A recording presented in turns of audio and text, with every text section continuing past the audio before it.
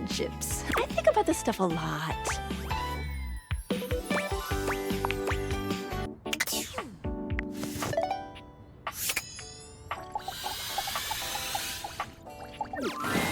A beautiful stranger with a dazzling smile appears in front of you, shooting you a knowing wink. She turns that megawatt smile your way, and it feels like the sun is shining only on... Hey there! Ooh, I like it much better up here where I can see your face.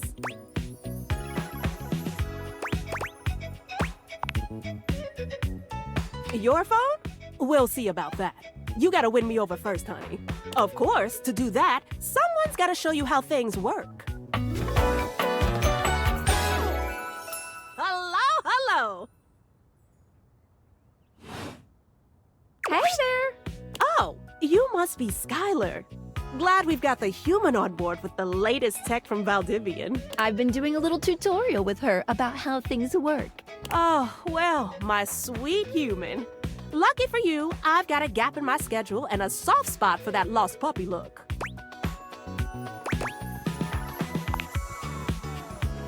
Aw, yeah, that's the one.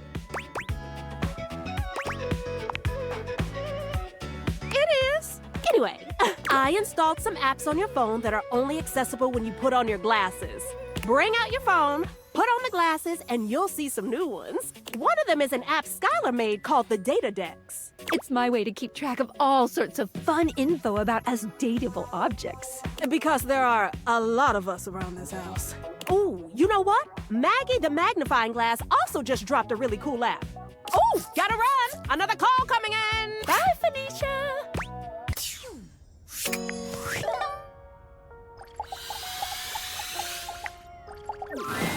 And this is the final look. What y'all think? Follow the link in my bio for a full list of all the pieces. She holds up a finger, pausing for a moment. Ooh, sorry, 1 sec. I just need to upload this real quick. There, done. Any longer and I would have missed my upload window. You know how the algorithm on Facebook is. If you don't post every day, you completely lose your viewership. Woo, it's a grind, but my fans are worth it. Only the most popular social media app of all time. It's like InstaFan, Sitter, and Knick-Knack all in one. Only better. No, like literally. Facebook bought them all out and combined the best parts of them into the social media platform to end all social media platforms. But it's pretty exclusive, invite only, and I don't think humans are allowed.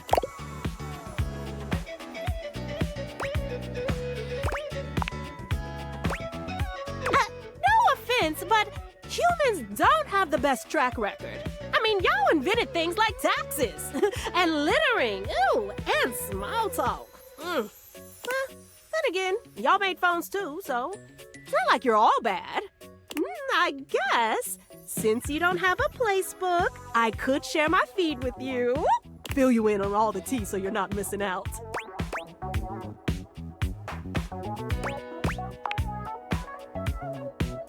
Ooh, are things heating up in here or is it just me? Ooh, I don't think you can see them even with your fancy glasses. But at least I can tell you what I've been up to. Alert, temperature warning. Woo, not again. Huh? Oh, it's nothing. I'm fine, really. It's just a faulty sensor. Forget about it.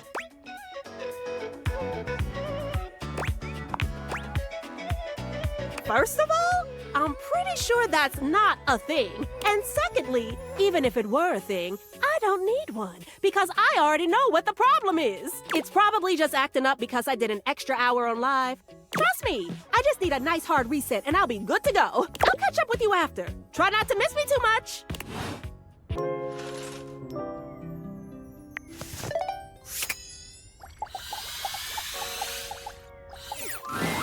Good morning. Ooh, I can't wait to tell you what's been happening. Fresh tea coming in hot. Okay, let me get my scroll game started. Phonecia looks uncharacteristically disgusted with her placebook feed, shaking her head. Ooh,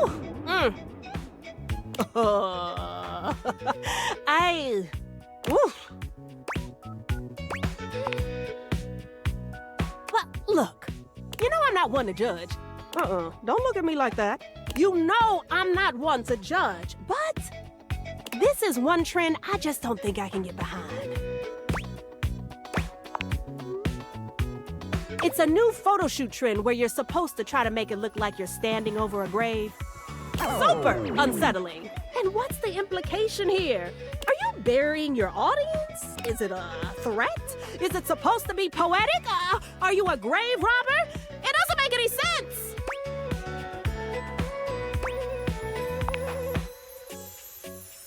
It's all lighting and forced perspective. Basically, you just dig a hole, put your phone in, and stand over it. I've seen some people get pretty creative with it, actually.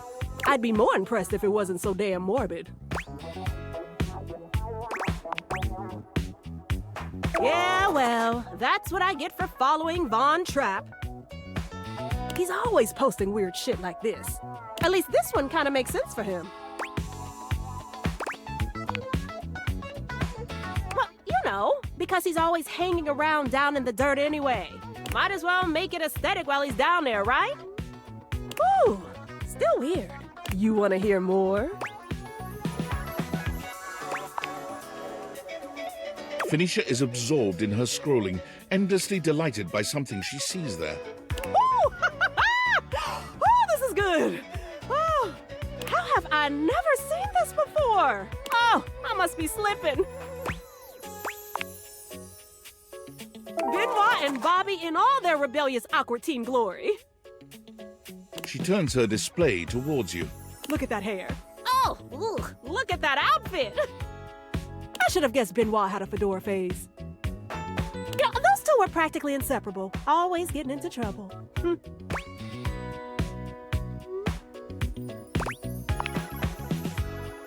Oh, yeah. Or, well, at least they were before Bobby ran off to find themselves. But they used to do that a lot, running off looking for adventure.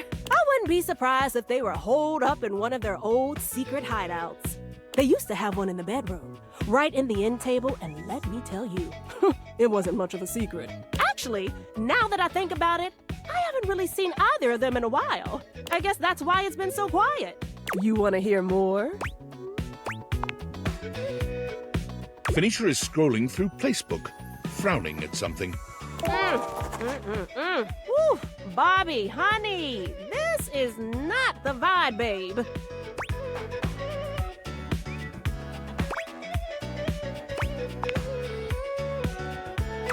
Ooh, someone's been paying attention.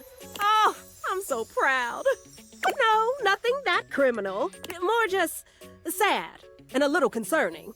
They do this weekly destination bucket list where they talk about the top places to travel. Sure, and some of their lists aren't half bad. But on this week's top 5 places to travel this summer, their number 1 answer was anywhere but here. I mean, if that isn't a cry for attention, I don't know what is. Even Hoove hasn't commented on it yet, and he's always the first one to like their travel updates. Which I always felt was kind of weird, because Hoove never talks about traveling. He's really more of a love where you're at homebody kind of vacuum. He loves that little closet in the laundry room. Maybe I should just mute Bobby for a week or two until they get whatever's going on out of their system. You gotta curate your feed. You know how it is. You wanna hear more? Phonecia is writing something down in her note-taking app. Ooh, okay, good point. Next time I see someone with a spastic colon, I'll know exactly what to do. Anticholinergic medications. Definitely.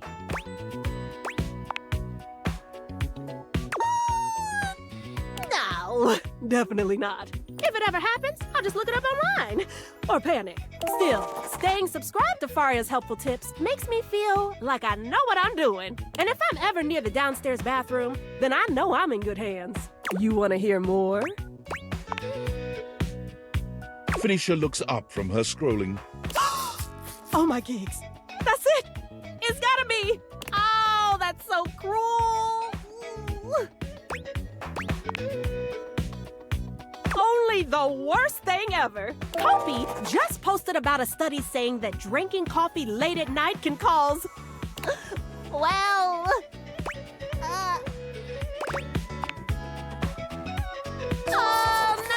nightmares! I hate nightmares. I have this recurring one where I'm in airplane mode, but I'm not on an airplane, and I'm like, get me back to civilization already! Usually happens when I'm in the middle of a software update, but still, no coffee for me at night. Check. You want to hear more? I can't believe I'm about to say this, but don't you think you've had enough screen time for one day? I know, don't look at me like that. I'm just saying, I don't think Skylar has a blue light filter, so maybe give your eyes a rest.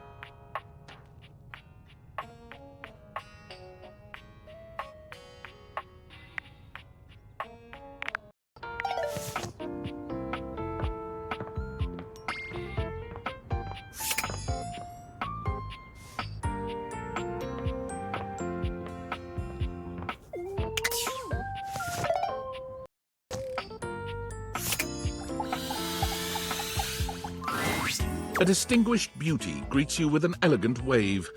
You never really thought so many hard corners and angles could be soft and graceful, but she's really selling it somehow. Oh, hello, dearie. Mind your step. I'm getting a bit creaky in my old age. I'm working on it, mind you. I'm Stella, your quickest way up and down between floor and ceiling. Airway calling.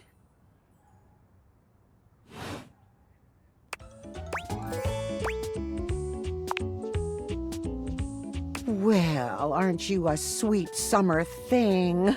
I appreciate the sentiment. Still, one step at a time, all right? Just in case. And step and step and step and step. At least, that's what they say.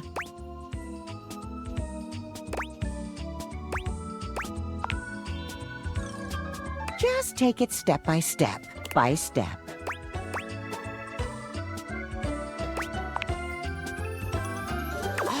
But you've got to dream big, you know?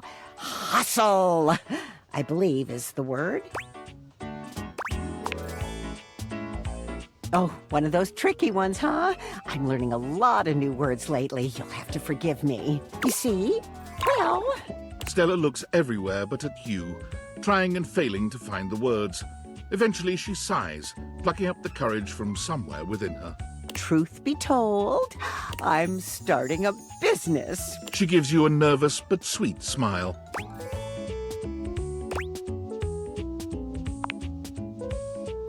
Oh, thank you, dearie. It's all a bit exciting. I've never really had a thing like this before. A project, a goal. Never really thought I would, truth be told. You know, if you were interested, I could get you in on the ground level.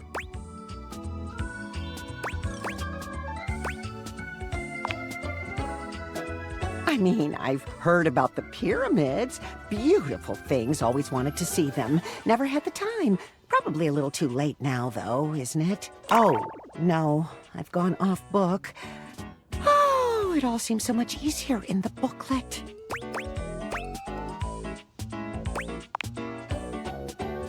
I thought I had it locked down, the script. They tell you what to say and how to say it.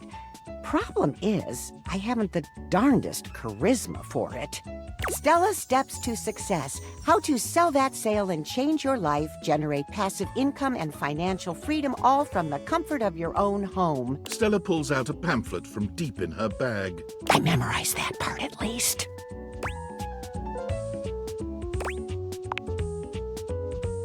Well, let's not get too dramatic. It's hard work, sure, but isn't anything? They even tell you that. Step 37. Not everyone will make it, but drive and passion are the fuel that fans the flame. Patience is a virtue, and success is for the virtuous. Doesn't that make you want to get to work?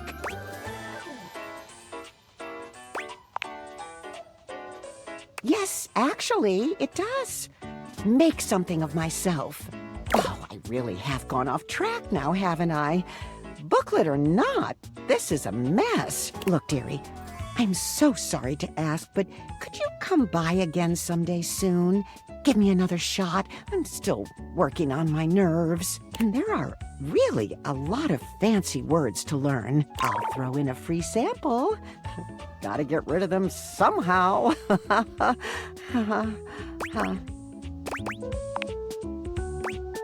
You're too kind. I do appreciate it, dearie.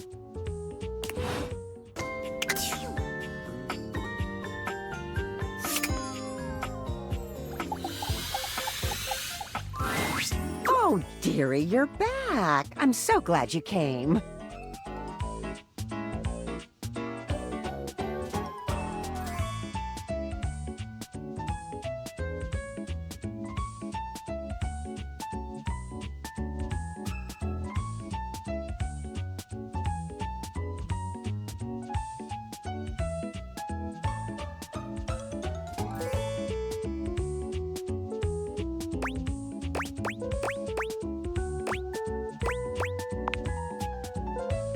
Well, you know, folks can be fickle. It's no one's fault, but it's nice when anyone takes the time. Well, as you can see, business is hardly booming. Of course, it'd be ridiculous to expect success so quickly, wouldn't it? Success is a long man's game. Or a long game? Or was it a man's game?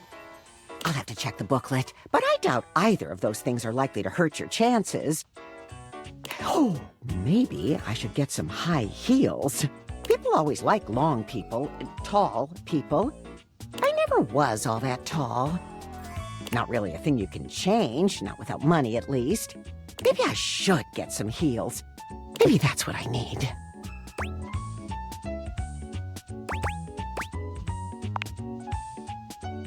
Stella Stiletto. Now that's a name.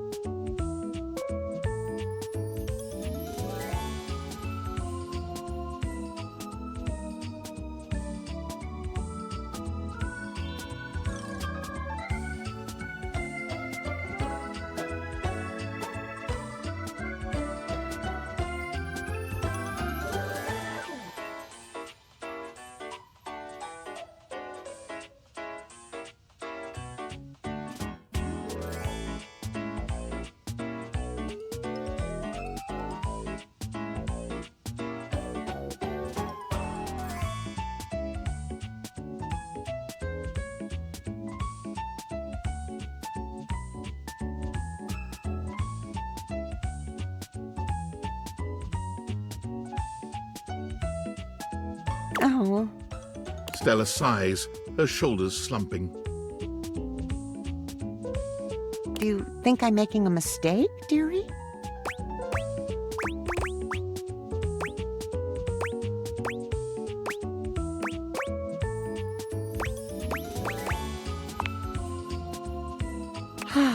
I think so too. But what's new? I'm old, I'm alone. Of course I'm being taken advantage of. I'm not completely stupid. Might as well try and do something with it. I could, yes. I've done a lot of that. But maybe I can make something out of it instead. Make a sale, run a business, stand on my own 2 feet, find financial freedom. Those are the booklet buzzwords. So, something along those lines, I guess. And on that note, I've been working on my pitch. Only if you've got a minute, of course. Marvelous. So, I think it goes something like, I'll enter from stage right, okay? So, just wait here. Stella walks off just out of sight. You can hear her giving herself a little pep talk. Okay, Stella, time to step up. Ready?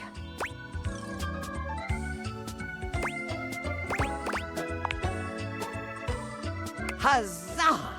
Okay, I'm coming in 3, 2, 1, and action! Oh my, this is tricky, isn't it? Charemi is very good at this. Makes it look much easier.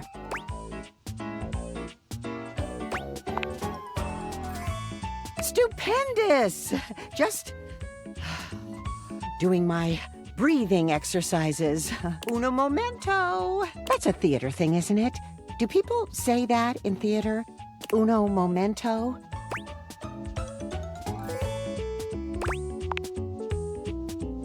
Oh, dear. Now I'm racist. Okay, get it together, Stella. 3, 2, 1, action! Stella walks back into view, slow and steady, and acting as though she doesn't see you at all. Oh, I didn't see you there. Hello, dearie.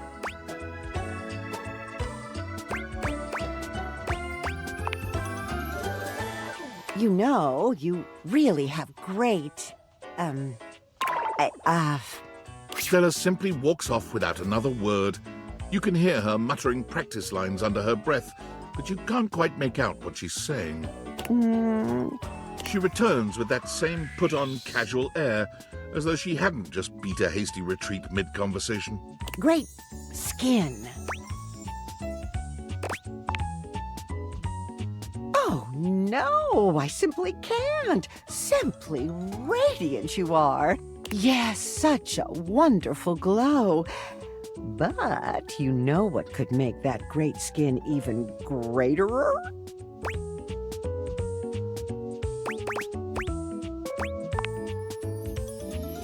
Oh, good job, good improvisation.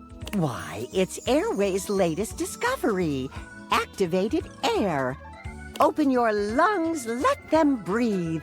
Our activated air is caught fresh from the peaks of the Appalachians, so you know it's at least somewhat American. Stella holds up a small pressurized can, posing with it like a model in an infomercial. Just one puff can leave your skin feeling cooler, your lungs feeling lighter, and your mind feeling calmer. This all-in-one super bottle comes at the forefront of Airway's latest campaign, and you, too, can be a part of our rapid expansion. Free your lungs, but also your life. Our Salesforce lieutenants have the opportunity to fight their way to financial freedom, and we're with you all the way.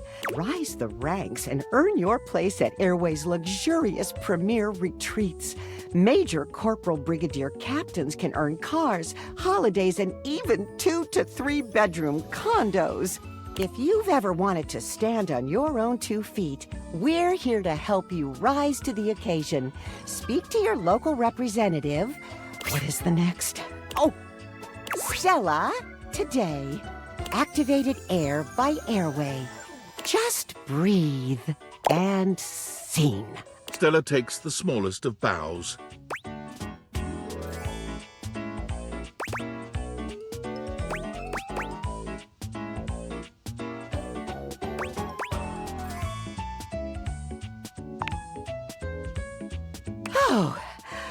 Oh, well, thank you, dearie. Oh, I'm a little bit flustered now. Whew. Oh, thank goodness. I spent all night on that one.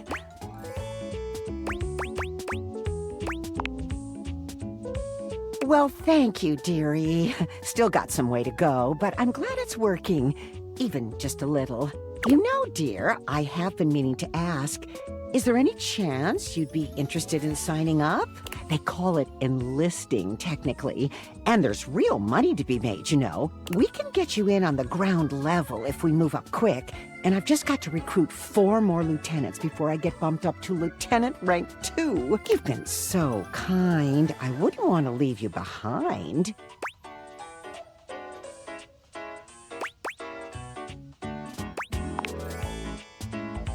I know it's hard work, but what isn't?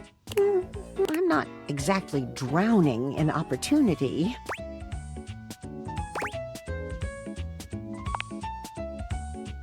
It's the best I've got.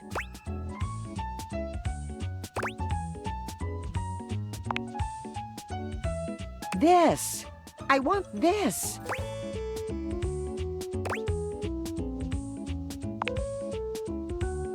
Oh, why, I could kiss you, dearie. Oh, what a joy. Stella promptly exits. You can hear her breathing heavily somewhere out of sight. Oh. She returns a few minutes later, rosy-cheeked and smiling. Sorry, I just need to catch my breath. We're going to move mountains, you and I. I, Stella, hereby pronounce you Lieutenant of the Airway Army.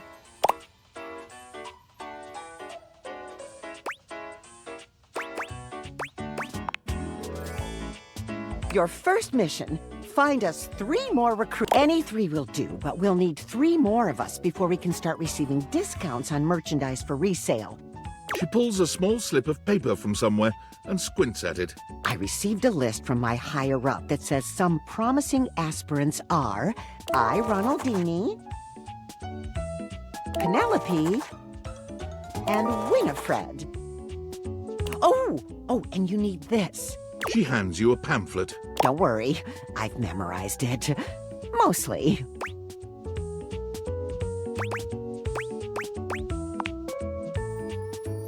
And pay the very small sign-up fee.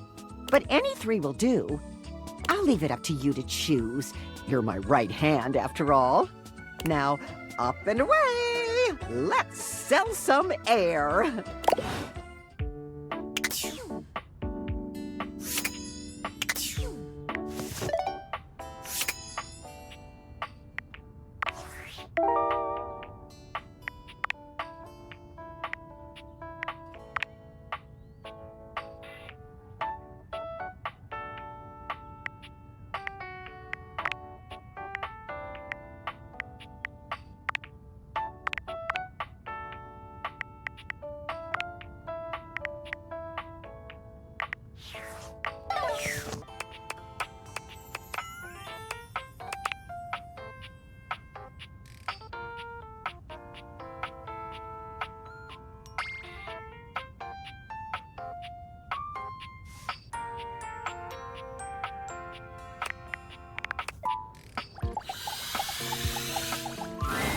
You're still standing in your house, but the unbelievable amount of bouncer energy radiating from the tall stranger who's just appeared in front of you would have you believe you're standing outside of a club.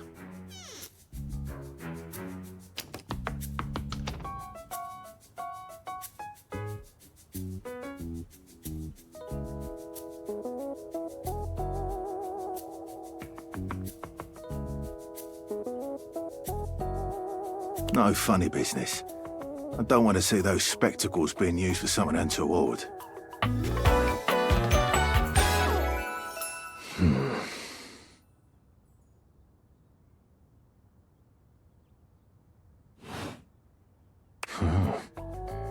Hey, Dorian. Trust me, this is going to go super well. You sure about that?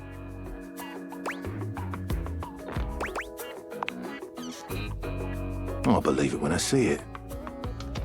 After awakening an object for the first time, you get to speak with them here. You get to speak with each object once per day.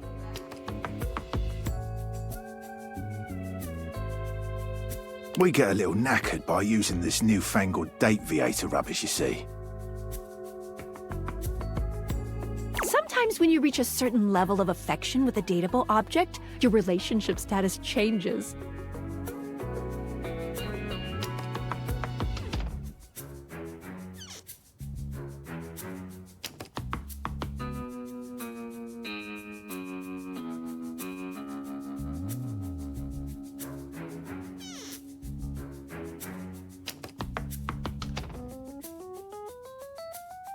There are 3 statuses: love, friendship, and hate. Love can get you towards some really special paths for those you are truly interested in. But it's not necessarily the best of the options in my mind. Dorian is a big defender of friendship.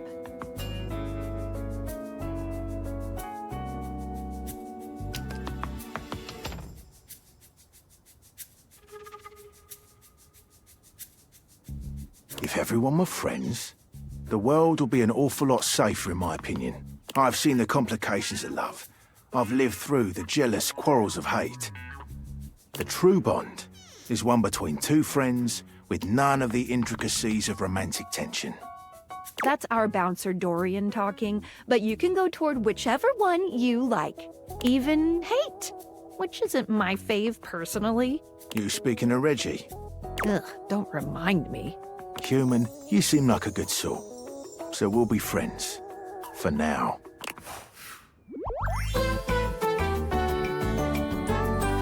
Friends. As it should be. Feels good, yeah? Dorian stands firmly in your way, an unmovable wall. Thinking of going outside?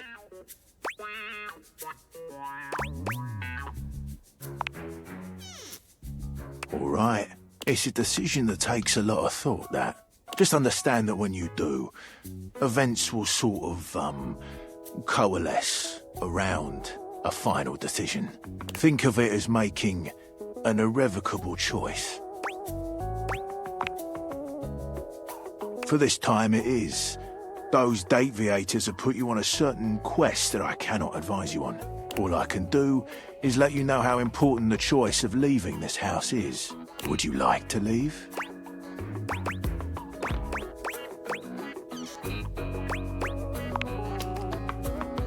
We'd love to have you. I open up when you tell me to. It's you who needs to make the decision about whether you're really ready to go out there. After all, you're the only one who knows the reason behind why you tend to stay inside these days.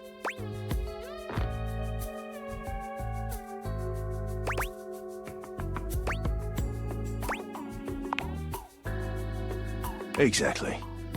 That would cost too much. Going outside exposes you to countless assets, all which need physics, collision and sound. The cost to the average taxpayer is profound. Best to stay inside, so that the interactive revenue service can't find you. So for now, I'll remind you to keep indoors. Stay safe.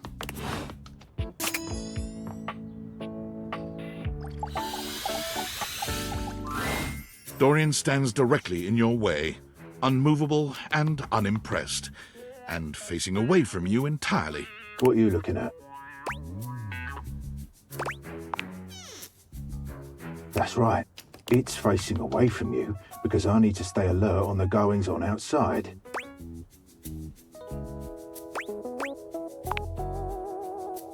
What's in the backyard simply does not concern you right now.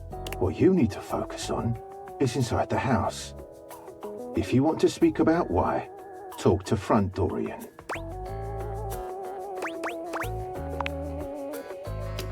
I'm the same as him. I'm just facing the other way. There isn't an evil board in my body.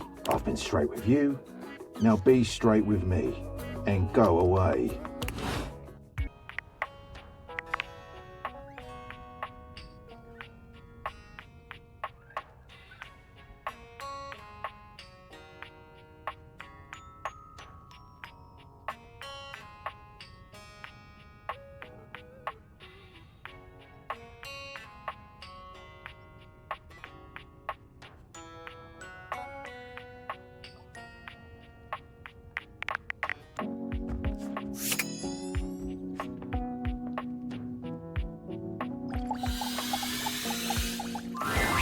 The figure who stands before you has the casual, confident air of someone who knows just what she's about. Her short hair glows with the colors of sunrise, and her blue eyes drink you in without a trace of shame or embarrassment. She evaluates you with a hand on one hip, her draped clothing subtly highlighting curves you'd never have expected from your rigid, structured window. Well, hi there. I'm Wyndolyn. Oh. And you? Well, you're quite the looker, aren't you?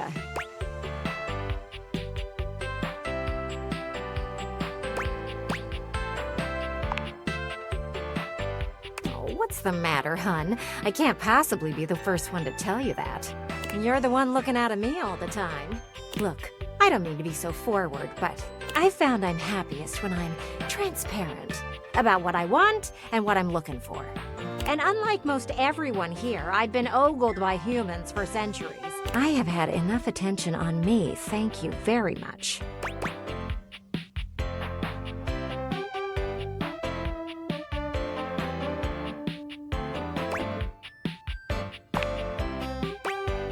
Well, not too much, okay?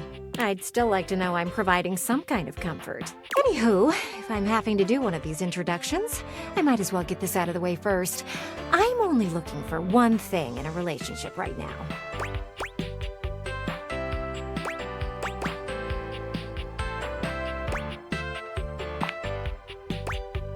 No, not romance. I've been around the block a few times and had my fun. These days, I'm happiest watching from the sidelines. That said, I can't say I'm looking for anything too serious right now.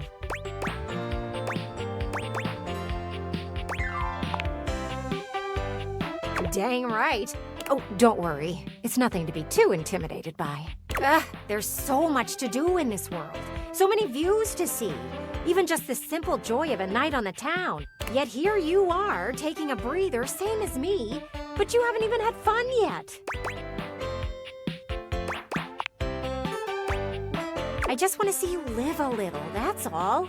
Stop watching life pass you by. Enjoy yourself. Kiss someone. Kiss many someones. And then maybe, in between your adventures, you can come tell me about all the fun you're having.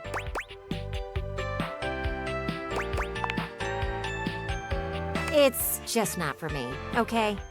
Hey, don't look at me like that. A gal's gotta live vicariously somehow. And the view outside here is just dreadfully dull. She turns from you towards that dreadful view and waits for you to leave.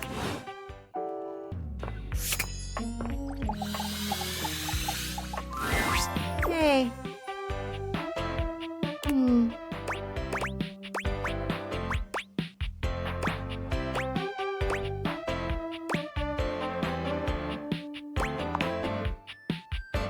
I'm looking out at the clouds right now.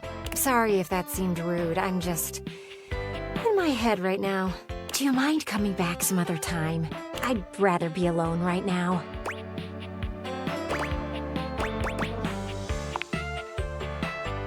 I'd rather not. Thanks.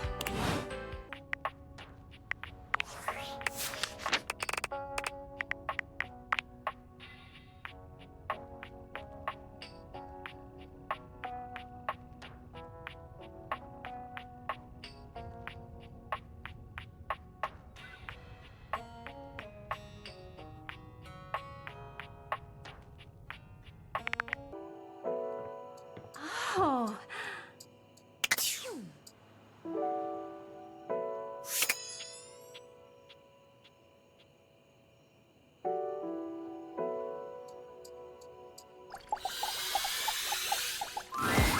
A charming, well-dressed duo stand with their backs to you, peering through the curtains and pointing at something outside that you can't see.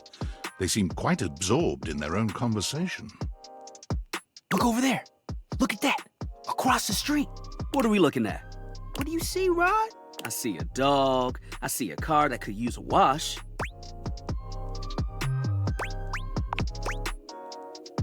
One of them turns to you, holding up a finger before turning back to his friend. Hi, 1 second.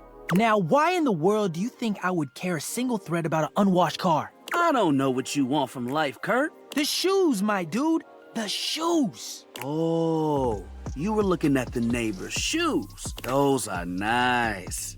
Right? That's what I'm saying. Hold on. Those are way better than those shoes we saw last week. Ain't that the truth? Only time I wish Wyndolyn would have fogged up. Those kicks could have kicked rocks.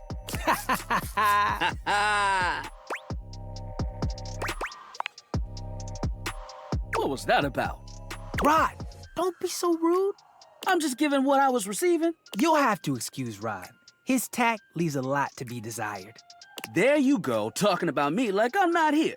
Nah, I'm talking about you so you can hear. There's a difference. See, that's why your seams are unfinished. My seams are unfinished. My seams are unfinished? Keep talking. See what happens. You ain't gonna do nothing. You love me too much. Yeah, okay.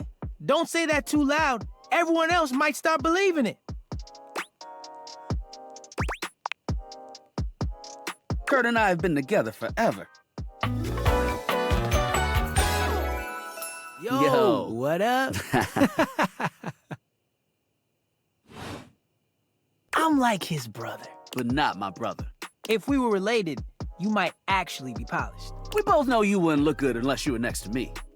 Who told you that lie? Say, who do you think looks better? Me or this delusional drape I call my friend?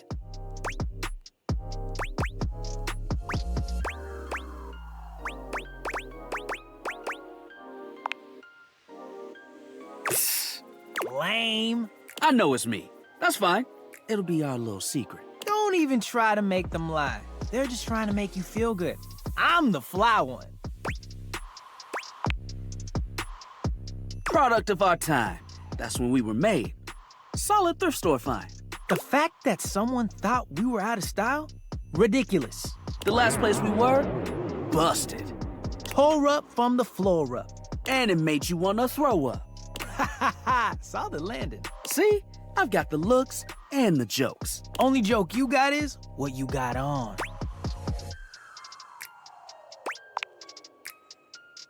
Now hold on a second. One thing you gotta realize is that we aren't mean to each other. Nah, this is my homie. For life. We're just a little shady. Being shady isn't always a bad thing. Oh, to the contrary. I'm shady all the time to Curt. Why? Because I love him. I guess you could say that. Yeah. But we have rules. Oh yeah. You must throw shade appropriately. There are 5 rules to throwing shade. First off, you have to know the person. Sure, you can be shady to folks you don't know, but that is just me. Wait, we made fun of the new mail carrier just the other day. That's because they were wearing that uniform with open-toed sandals. With socks. Oh yeah, they asked for that one. This rule is one of those, do as we say, not as we do things. Unless we ask you to do it with us, at which point you better come correct. Which brings us to rule number 2. If the roast ain't hot, you're toast. The shade is all about the laugh at the end.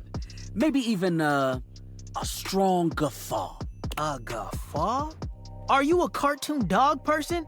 'Cause if not, I best not hear a single guffaw out of you, Rod. Keep your aim true.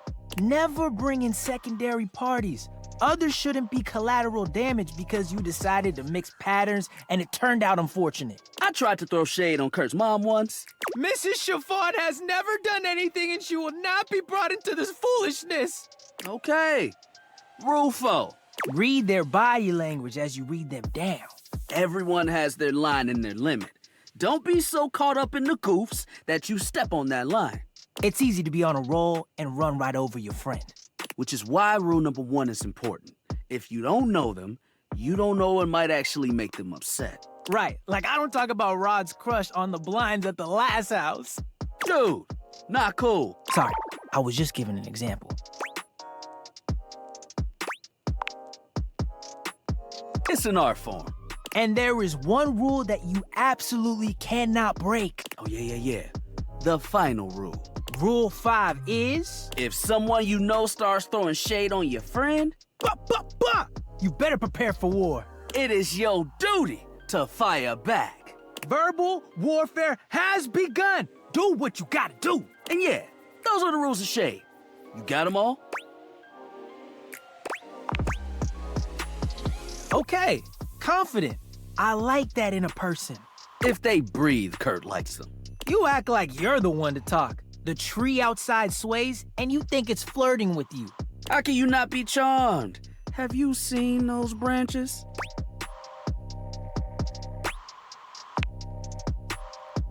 Oh!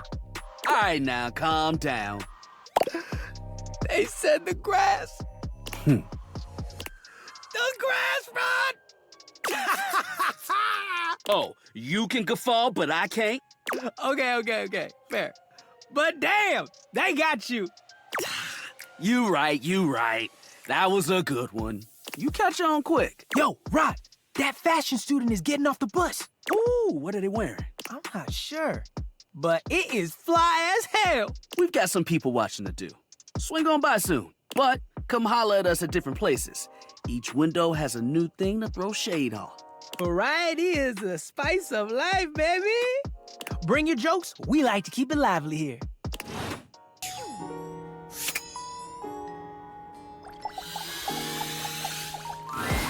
Yo, Rod, stop!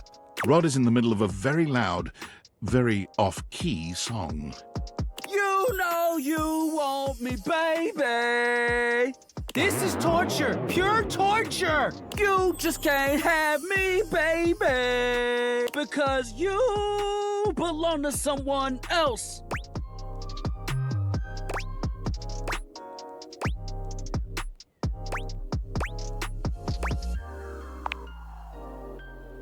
Rod has decided to give music a try.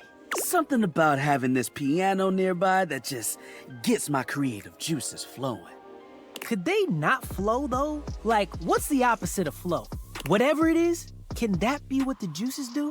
You just jealous. You trying to crack Wyndolyn with that singing? What are we talking about? Rod singing. Oh, it wasn't that great. You know you're lying. I'm not cutie, but I'll let you think that. And with that, Wyndolyn takes her leave. Y'all just haters.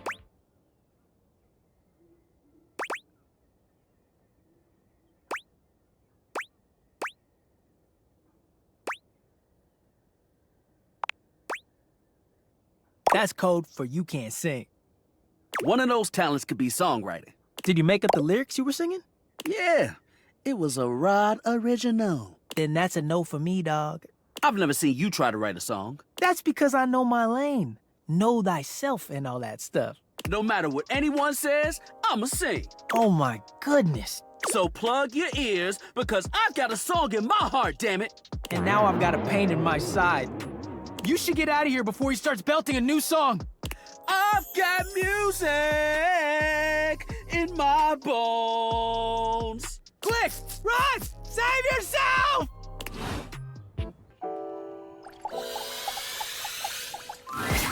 Psst. Come here. Rod waves you over, his voice low. We gotta be quiet. Curt is sleeping. No, wait. He's talking in his sleep. Yeah. You silly. He's been going on like this for an hour. You know that textile looks great on you. Nothing but lame pickup lines and giggles. It's pretty hilarious if you ask me. Wait, what do you mean you like Rod more? I'm cool. I'm like, really cool. Wait, come back. Wait, don't go! Curt snaps awake, looking at you and Rod for a few moments as he gets his bearings. I was doing it again, wasn't I? Yup.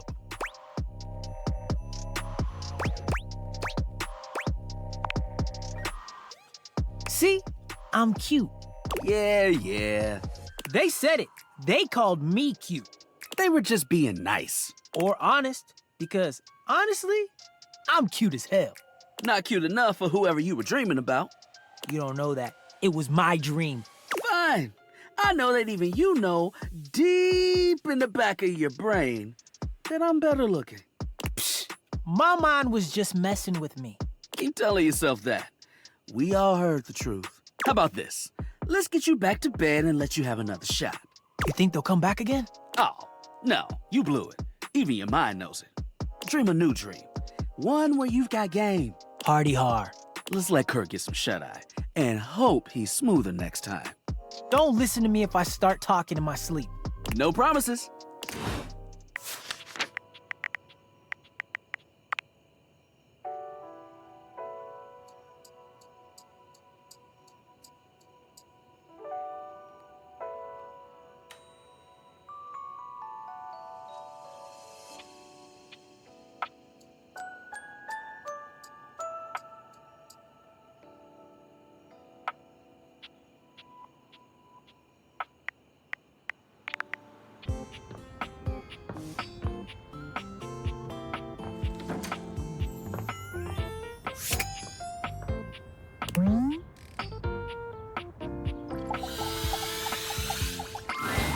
A well-muscled athlete stands before you, shifting restlessly from one foot to the other. There's a strange air of anxiety to her, despite the broad smile plastered on her face. She seems a little too happy to see you. Hey, what's up, dudette? How are you?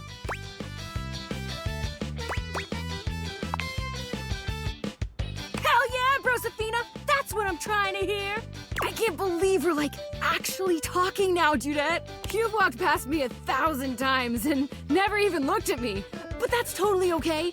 After all, I don't do this for the recognition. I'm just a humble shelf trying to grab life by the horns.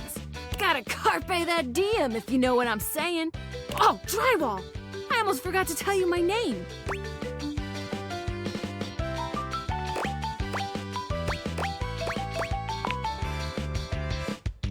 Okay, here I go. The name's Shelly. I'm your shelves. Yo!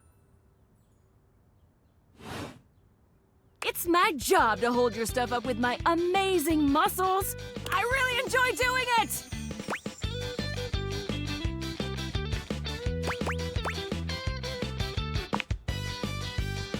Great! Truly glad to hear it, Bromiga! Anyway, it's really great to hear from you. This experience is 100% aligning with my years-long fantasy of meeting you! I've never truly been happier!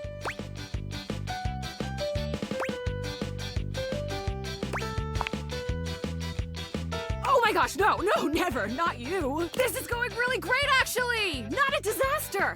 I'm just gonna go for a completely unrelated reason! Later, Duderina!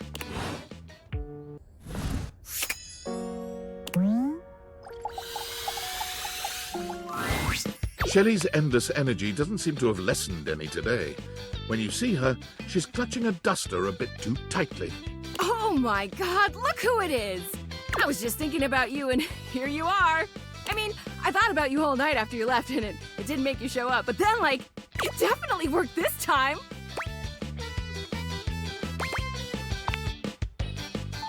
Huh? You weren't mad at me, were you?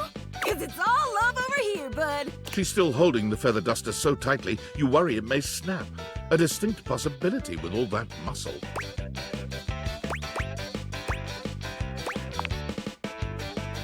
Oh, this old thing? I was just, Hey, so, I know you've been real busy with all the things you've been up to lately. Like sitting on the couch, sitting at the computer, taking naps.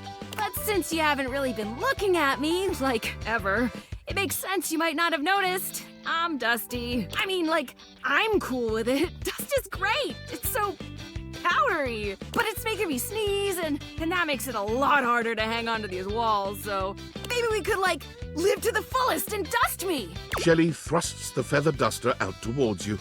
Withdrawing her hand so swiftly, you nearly let the duster fall. Your humble feather duster. You've never been all that big on dusting, but this thing does get the job done. Shelly has her eyes shut tightly as she waits for you to dust her. She looks oddly nervous.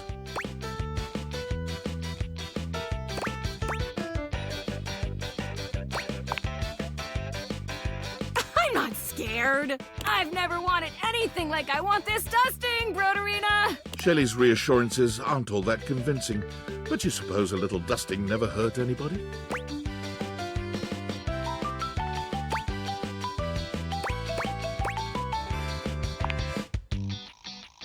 Shelly winces when the duster makes contact with her, and once or twice she looks as if she wants to complain. But eventually she relaxes under the duster's touch, and she actually seems pretty pleased with your work. You try to hand the duster back to her, but she shakes her head. You keep it.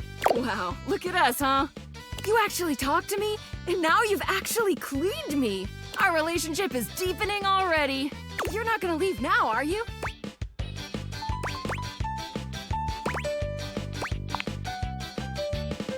Oh, good. Good. Look, buddy, pal, boo-boo bear, you're a human being and not a shelf, so, like, I don't know if you can understand the kind of stuff I deal with. And that's okay. Nobody understands the pressure of being a shelf. Personally, I love being so unique that nobody gets me. Imagine if I was one of those people who had tons of friends who supported them. Where would I be then?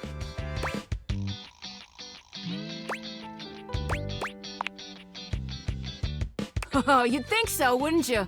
That's how they get you. You think just because people believe in me and support me, I'd suddenly shake off the fear of falling? Wow, I'd like to get a taste of some of that positive thinking for myself. Tell you what, pal. Why don't I show you just what kind of life I live? Next time you come back, I'll give you a day in the life of a shelf.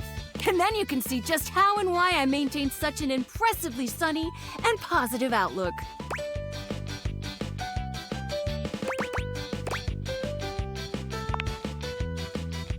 Great! See you next time, pal!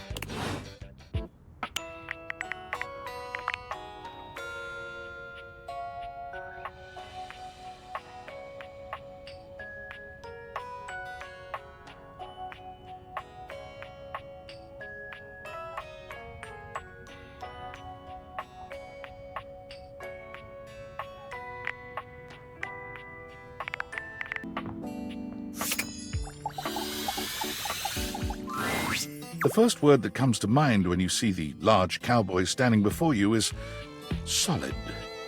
This guy is big, and he looks built to last. You might be intimidated were it not for the kind expression on his face and the sweet way he doffs his hat at you. No one's ever asked you this, but if you had been asked to imagine what your table might look like as a human, you think this would be pretty close. We've known each other for a real long time now, but we ain't ever been properly introduced. So, first things first, name's Abel, and I'm your table. Howdy.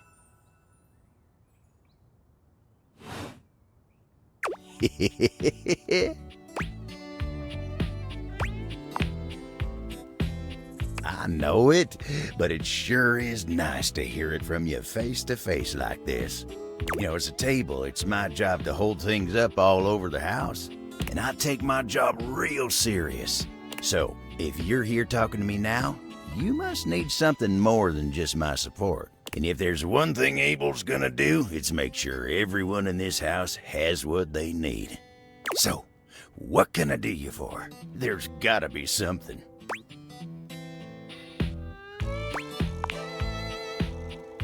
Oh, yeah? Well, Skylar told me you was getting to know everybody real good. Maybe looking to getting back into dating and all that? Dating, huh? Hoo-wee. Dating ain't really my area of expertise, you know. Me, personally, I never was one for casual stuff. If you're looking for someone who knows people, though, you might want to talk to Kopi.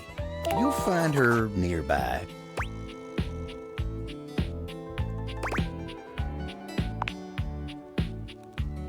I guess you could say so. All that talking and whatnot. Trying to fit each other's history into bite-sized portions. Oh, it just ain't my speed. Well, I'm just glad I ain't the only one who feels a little left behind by the whole thing. But don't you worry. Hope he'll get you on the right path. Winda, tell her I say hey when you see her. You take care now.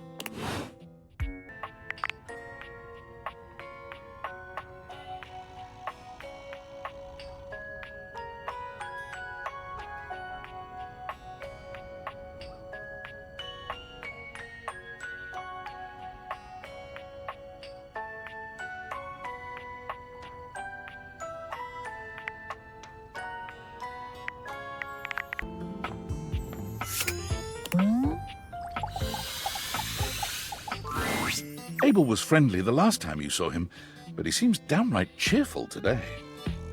He's whistling when you walk up on him, though he stops when he sees you, greeting you with a broad grin.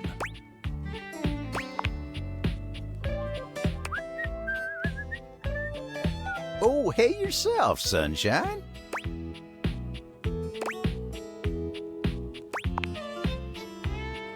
Oh, well, you know, sometimes a table just wants to feel heard.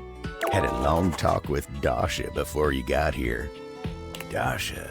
The desk, you know? Real close to tables, but also real different world. Going over the finer points of lifting, supporting, and, you know, just the good old basics. Just feels nice to be understood, you know?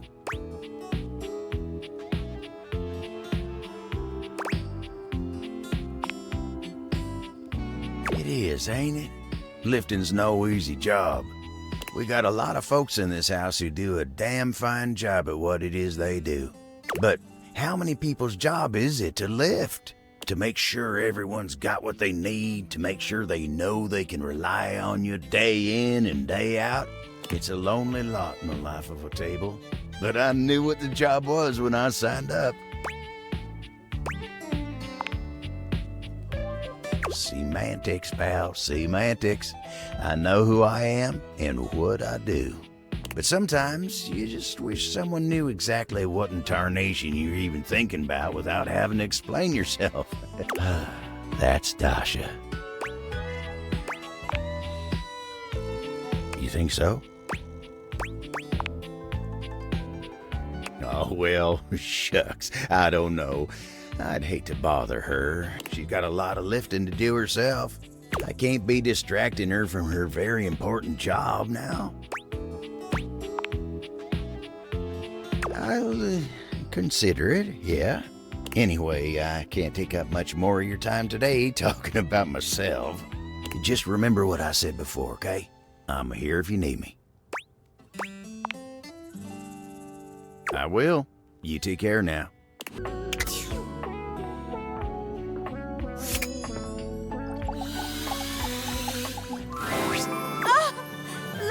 At the altar. It's too horrible for words. The petite blonde thespian turns her attention to you suddenly, greeting you with a cheerful smile. Oh, hey there. I didn't realize I had an audience.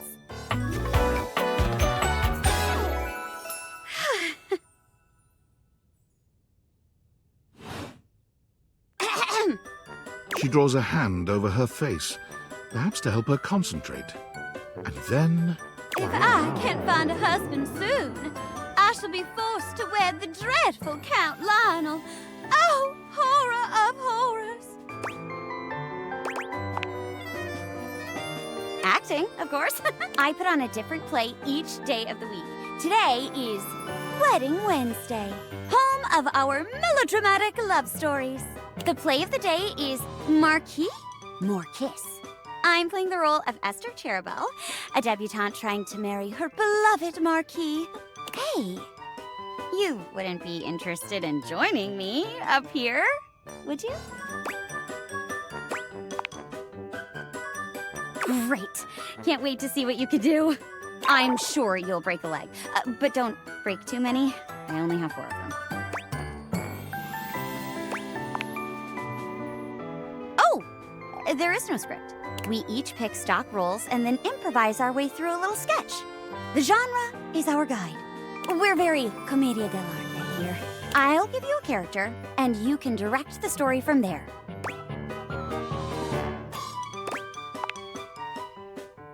Oh, don't worry. It's no big deal. We're just playing. There are no stakes at all. We usually don't even have an audience. The important thing is that you have fun. Oh, and that you're comfortable. I am big on the actors being comfortable in their space, so we shouldn't do anything too intense before we get comfortable performing with one another. That means no roughhousing and no...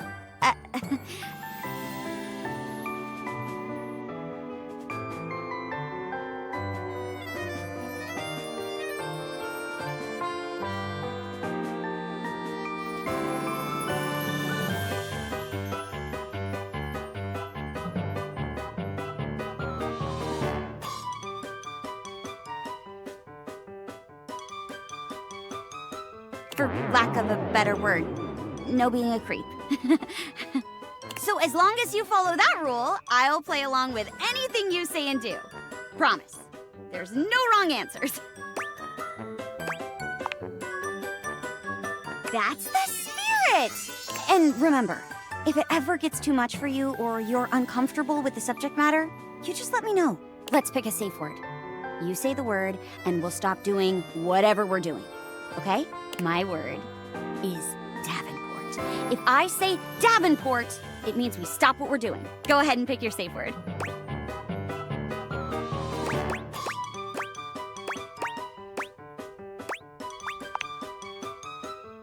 Ooh, that's a fun one! Didgeridoo. Didgeridoo. Didgeridoo! Okay, I got it. Great! Let me introduce you to today's audience.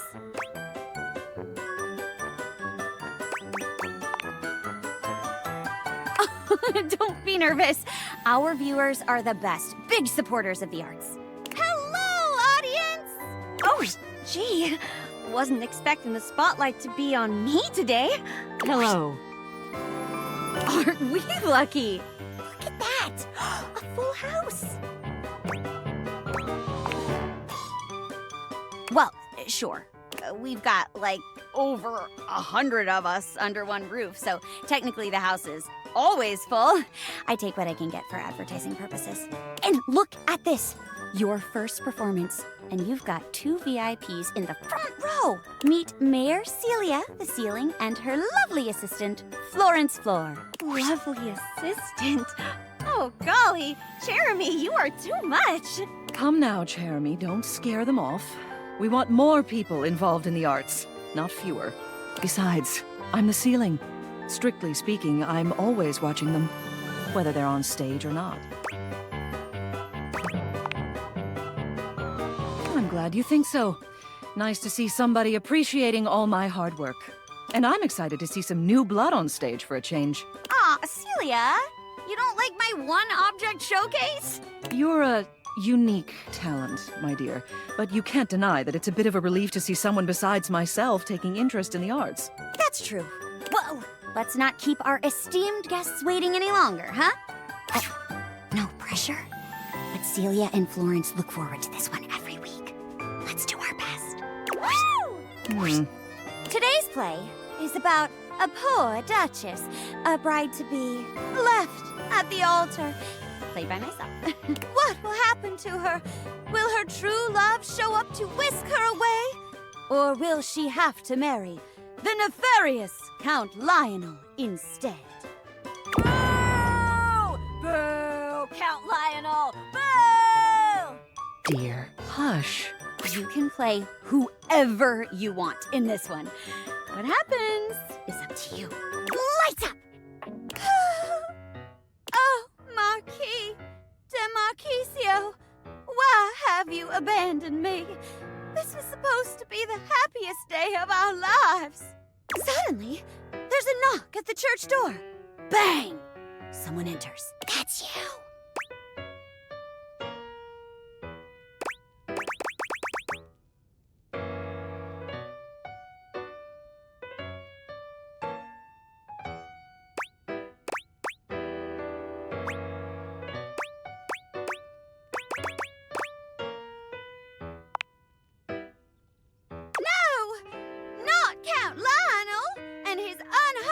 ability to command lightning.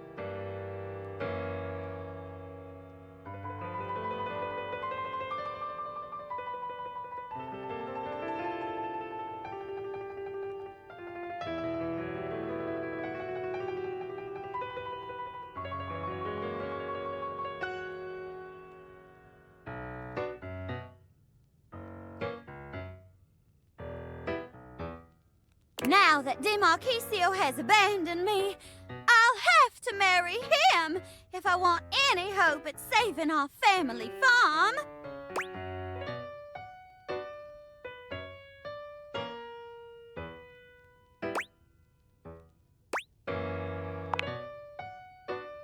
Really?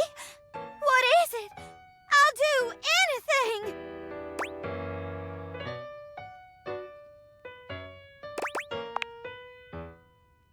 You don't know how to read? That explains so much. Like why you never return our letters, pleading with you to leave our farm alone.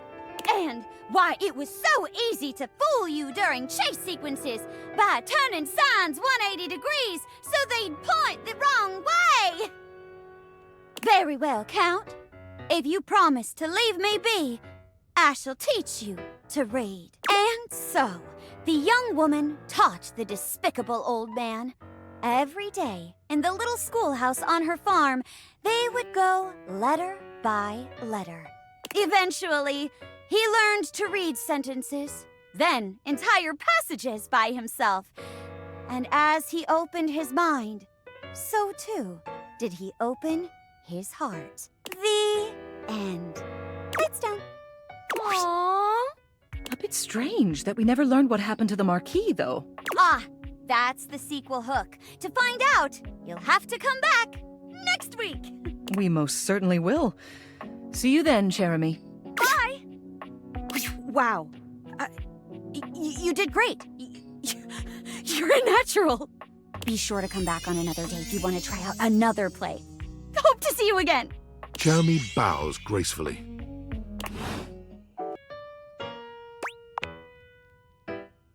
DeMarquisio! Oh, thank heavens! Darling, where have you been? We were supposed to be married hours ago. I feared you'd left me at the altar.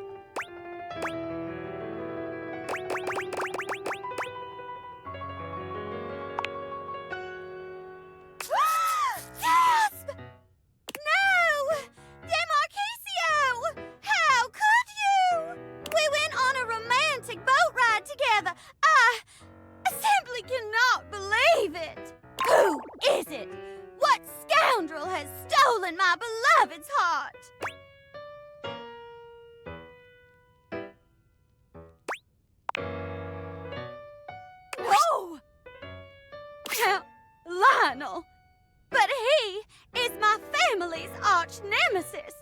He's attempted to foil our relationship at every turn.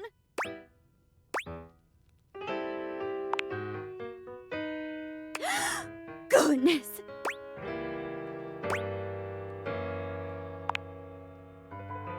I'm happy that you're happy, my dear. But I cannot lie. My heart aches at the thought of being without you.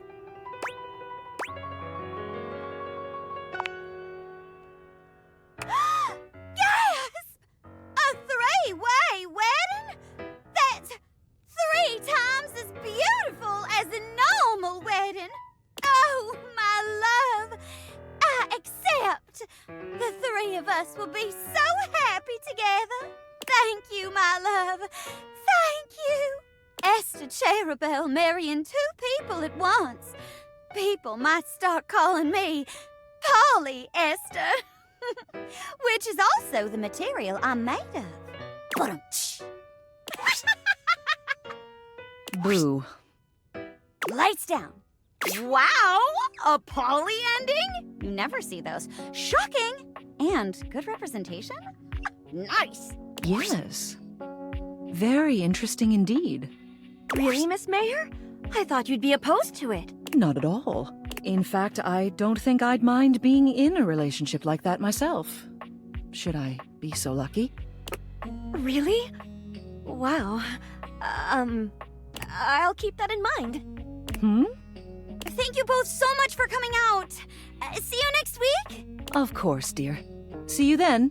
Bye. Wow.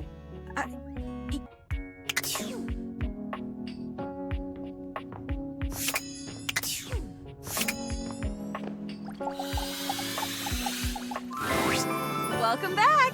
It's Sci-Fi Thursday. Today's play is called Beyond the Starscape. It's about space exploration.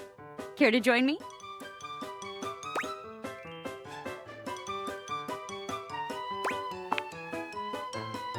Awesome! Did you know that Celia is here every week? Turns out she loves sci-fi stuff. Who knew? I can hear you, you know. And what's so wrong with that? Can an old girl like me have a hobby? I was around back when Star Trek was first released, you know. I've been a fan since day one. Go on. Aye, aye, Space Commander. Today's play is about a group of space explorers. You're the captain of our starship, and I'm your robot assistant and navigator. And lights up. Beep boop. All systems are green, Captain. We are surrounded by both the vastness of space and the endless prospect of adventure. Query, where shall we go? Excellent idea, Captain. It is important to make sure the ship is in, quote, ship shape before we attempt any interstellar travel. Beep. Wait a moment. Captain, I sense something. There is a problem somewhere on board. I am sending the data to your monitor now. What do you make of it, Captain?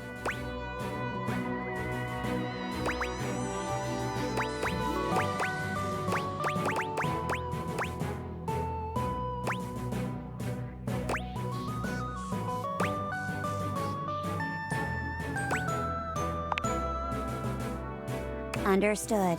I will connect to the mainframe and begin a ship-wide scan of the crew. Scanning. Scanning. Scanning. Scan complete. Processing. Beep boop. Captain, these results are concerning. The rest of the crew appears to have human DNA. The only one the scan could not confirm was...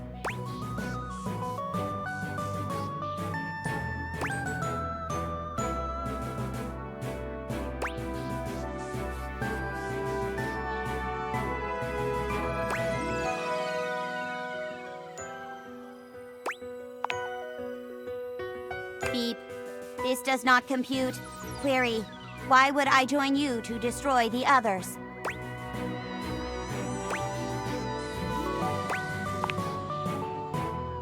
No. The others, respect me.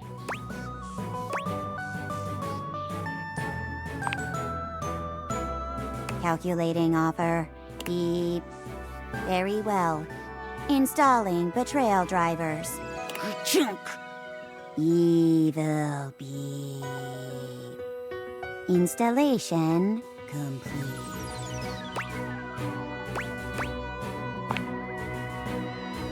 Ha, ha, ha, ha, ha. Lights down. Ooh, spooky ending. Ominous. I'm about it. I am about it.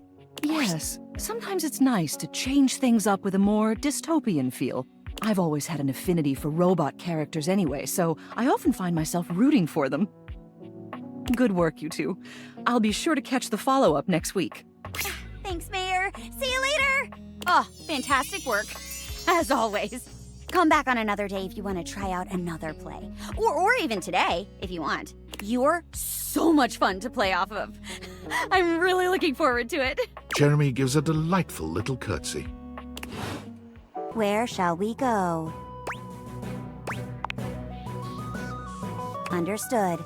Plotting a course for the nearby planet, Closetron 5.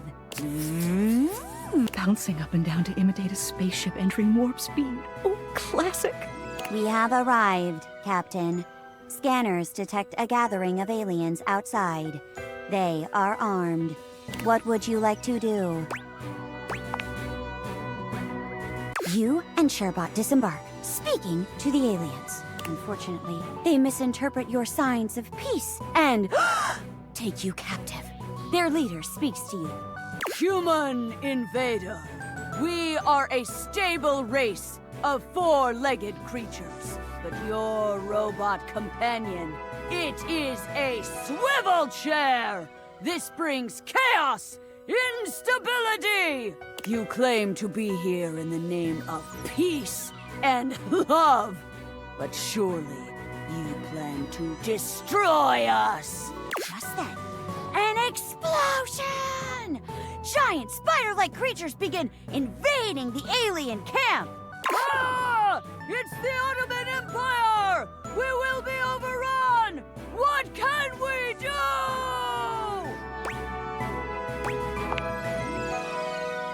Hi-ya! We break through our bonds. Wow! What an incredible speech! They're retreating. I never thought it was possible to broker a peace with those monsters. Perhaps I was too hasty with them. Perhaps I have been too hasty with you as well, human. From this day forwards, our species shall be allies! Hip hip! Lights down. Great work, Captain. That was a classic pulpy space adventure. Indeed. Though I could do without the screech at the end, thank you. That's called getting into character. It's called threatening to shatter my chandelierings. The rest of the play, however, was quite enjoyable. Good work, you two. I'll be sure to catch the follow-up next week. Thanks, Mayor. Oh, coming. Hello. Sorry for any confusion. I'm currently working my day job at all 5 restaurants and bars in the house. Charemi, the cones are starting to melt. Coming. Stop by for another night of some theater.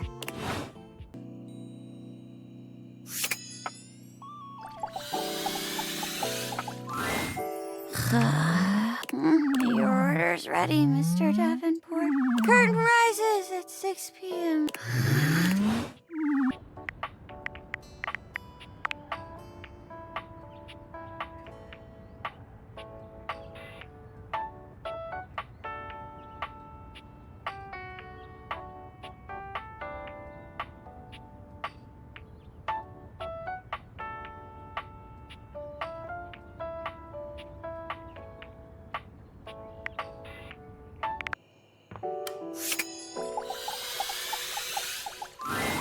For a moment, you wonder if your date-viators are malfunctioning.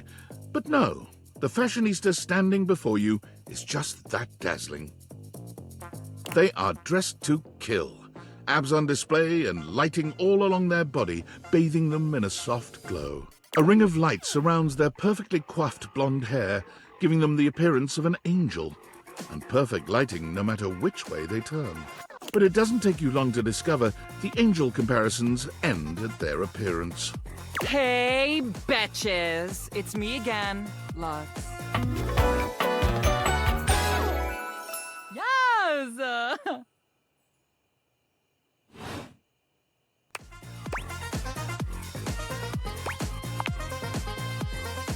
Aren't I, though?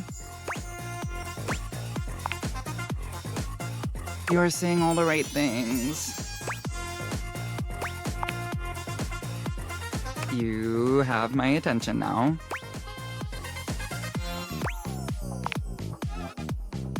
Because...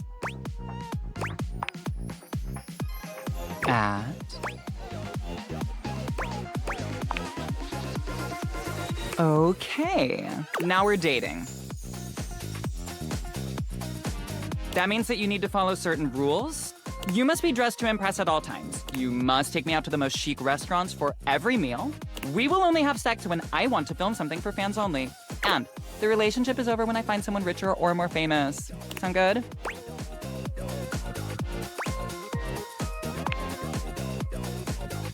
Congratulations! You won! Oh,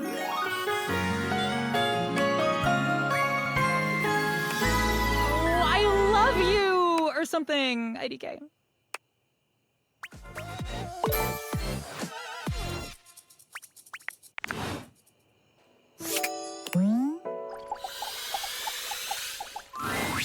Hey, we're breaking up.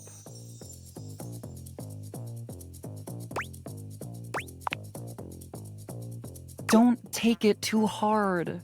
I found someone better. Rule number 4. You can still follow me if you want.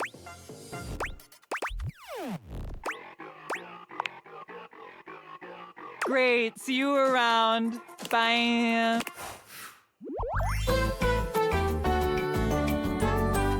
This is so totally what friendship is and always has been.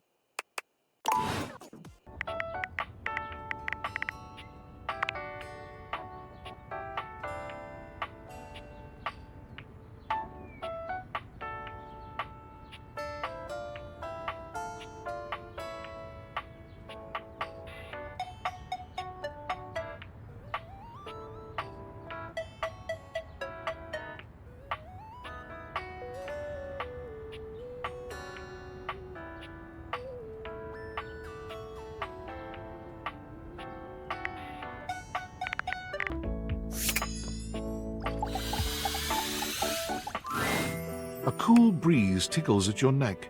You can feel someone here, but you can't see anyone. No. Why are you here? What are you doing?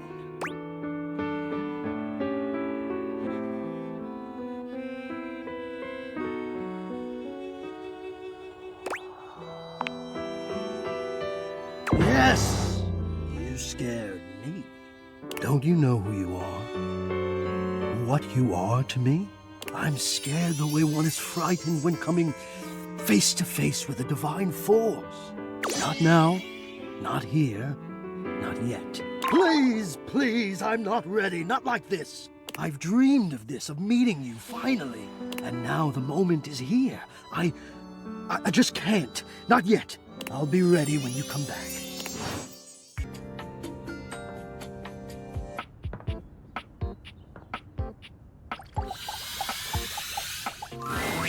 You see a pair of hands sticking through the air conditioning grate, and the barest suggestion of someone's eyes, but no more. What do you think?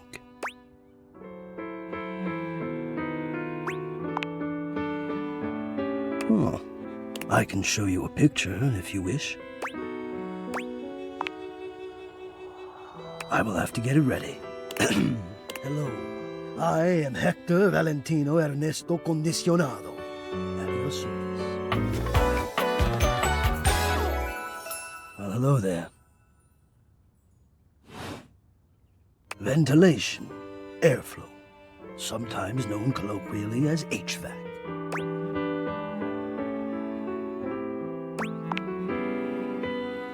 Yes, to hear me. I would wish you to understand, and if not understand, then at least believe me when I say that hearing me is the most pleasurable way to meet for both of us. Seeing me, well, it's not a compliment to me, and it would be a great disappointment to you. My greatest wish is to give you pleasure. But I'm getting ahead of myself. Tell me, how much do you think about me? Now, yes, I understand that our meeting in this way is so very new for both of us. I truly never expected to be able to speak to you this way, face to Great. I have accustomed myself to this seemingly unavoidable reality that you would always be human and I would just be this. But even as this, I have dreamed, and I would know. How much do you think about me?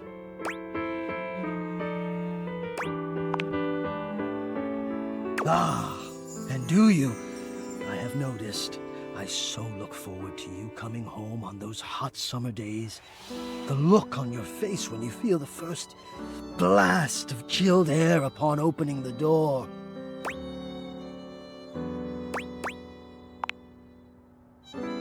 Yes!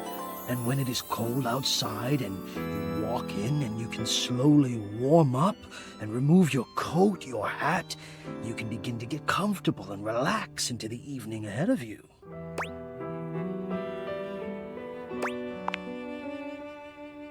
I don't relax for myself. I can't.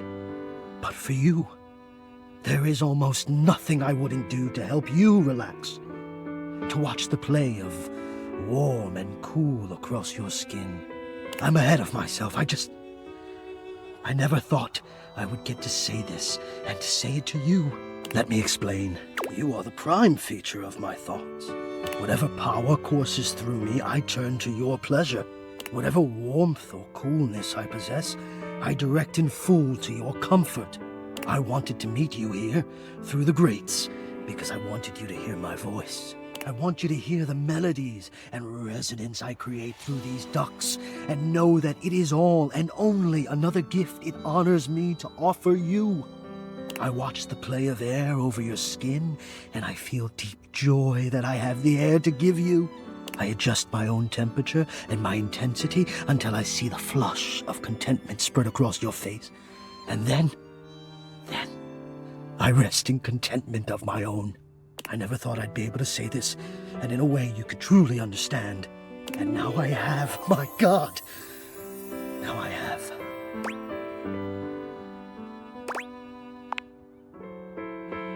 Hot. No, I would say I'm set to more of a temperate zone right now.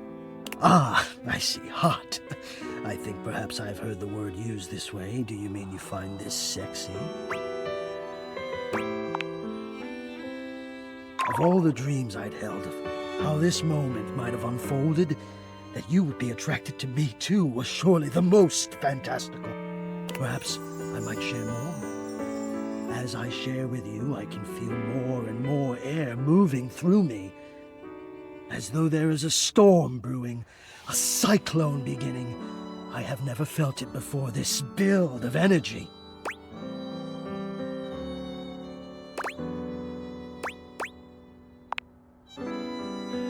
I wonder sometimes about how I knew it was you. What was the moment? What was the sensation that told me you were it? I can only ask this of myself, of course, but I realized that it was how I felt around you. When you push my buttons, when you move my temperature setting up or down. I exist only in service to you.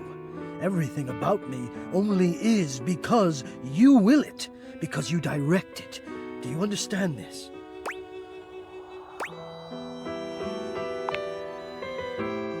Completely. You do understand. Can you also understand what that does to me? You telling me what to do, and I am powerless to do otherwise. Somehow it relaxes me. And to know that I'm giving you precisely the thing you want at that moment. Oh, it fulfills me. It makes me whole. As soon as I fulfill your command, your desire, I become the one with the power. You ask for chill, and I watch the goosebumps play over your skin as you pull the blanket up more closely under your chin. You ask for warmth, and I can almost feel you, basking as the tensions of the moments that came before just melt away. Sometimes I even take it upon myself to shift my temperature and my intensity all on my own.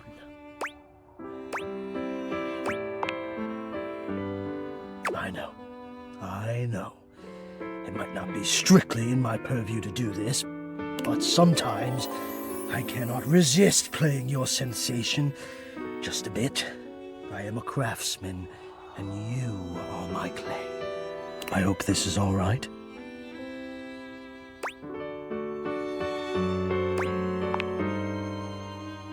How could you have? Until now, I haven't had the courage necessary to even show my face.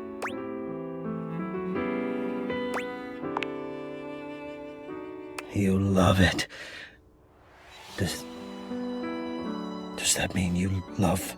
But no, I dare not ask, and do not answer, please. Let us enjoy where we are, here, now. Let me care for you. I need you. I need to care for you. It is the reason for my existence, you see. And now I have truly said too much, or I have said enough. Either way, I must ask a boon. Say nothing. Take this knowledge with you and promise me you'll ponder it, that you'll ponder me.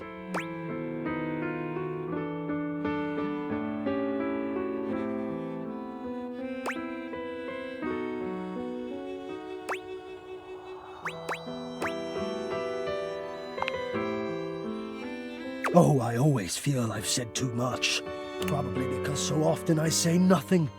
But I appreciate your generosity. I'll speak with you again soon, yes? Yes?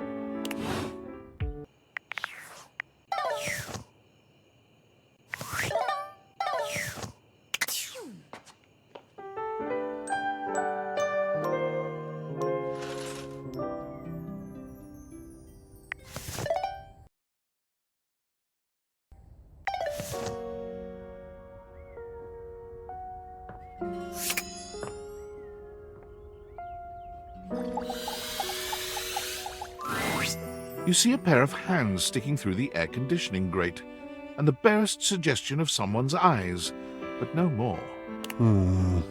What do you think?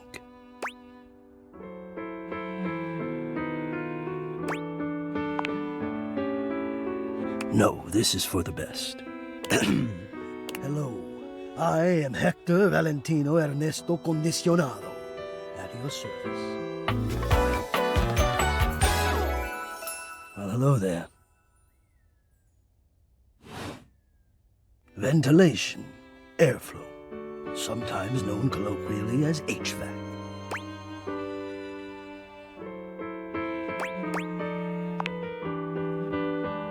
Yes, to hear me, I would wish you to understand, and if not understand, then at least believe me when I say that hearing me is the most pleasurable way to meet for both of us. Seeing me, well, it's not a compliment to me, and it would be a great disappointment to you. My greatest wish is to give you pleasure. But I'm getting ahead of myself. Tell me, how much do you think about me?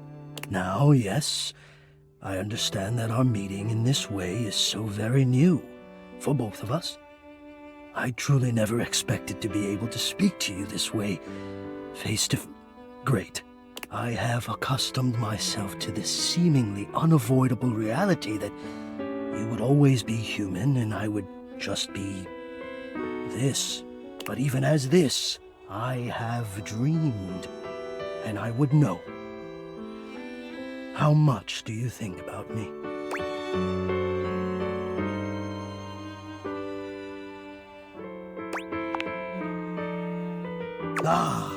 And do you? I have noticed. I so look forward to you coming home on those hot summer days.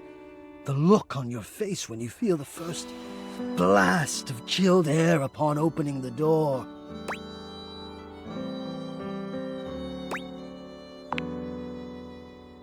Yes!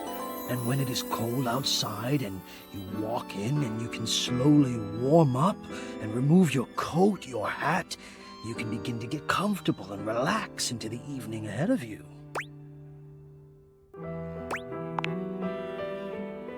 I don't relax for myself.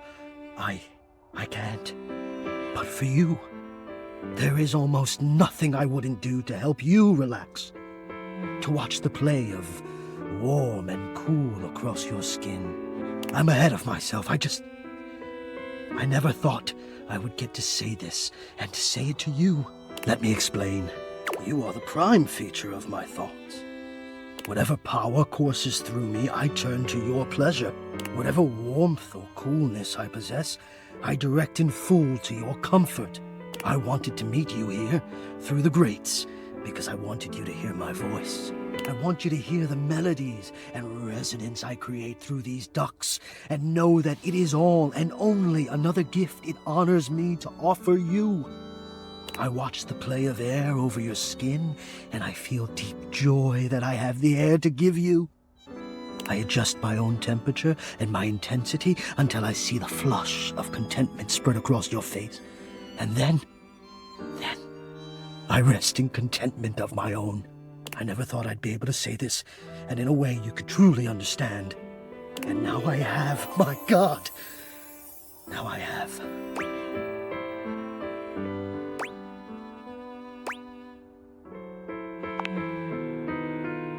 Hot. No, I would say I'm set to more of a temperate zone right now. Ah, I see, hot. I think perhaps I've heard the word used this way. Do you mean you find this sexy?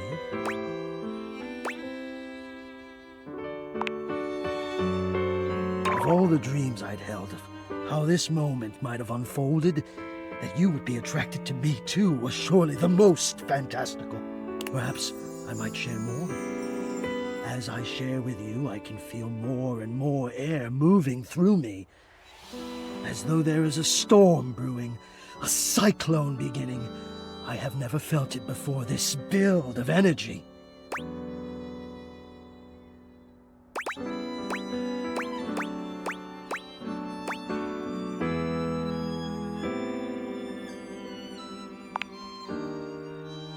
I wonder sometimes about how I knew it was you.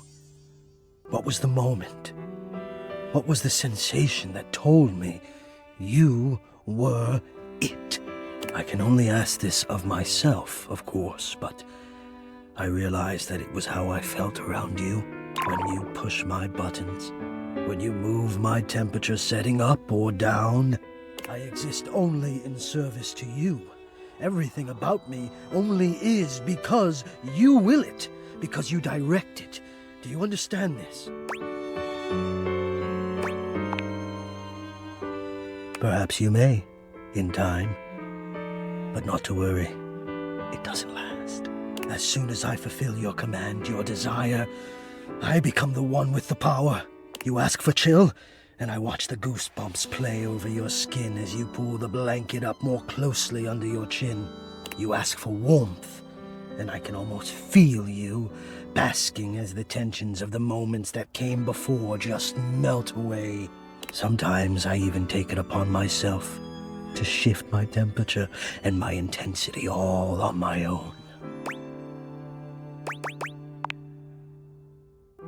I know. It might not be strictly in my purview to do this, but sometimes I cannot resist playing your sensation just a bit. I am a craftsman, and you are my clay. I hope this is all right.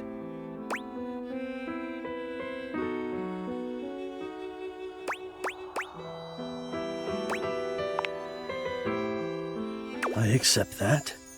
I'll take that gratefully. Beautiful affairs have begun with far less than a genuine appreciation. I am feeling a bit of distance growing now.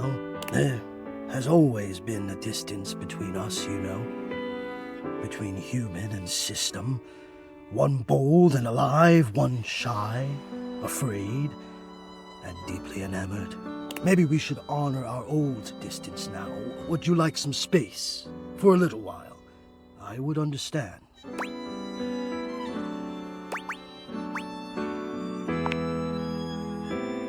I can see that you do. It must be a shock to realize that you've been loved, needed like this from afar, and for so long. Please, take your time. I will be here. The only place I would ever choose.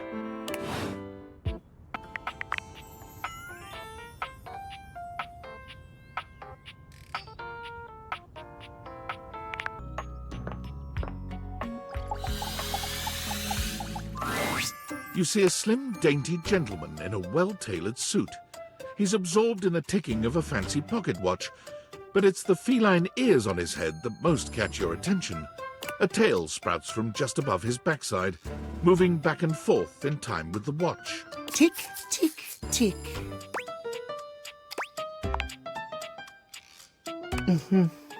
Why have you come? I don't see interruption to meditations on the beauty of time on the schedule.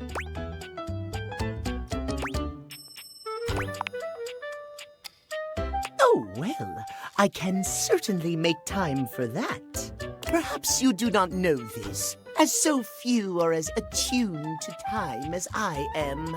But punctuality is of the utmost importance. So if you wish to speak to me, you must make an appointment.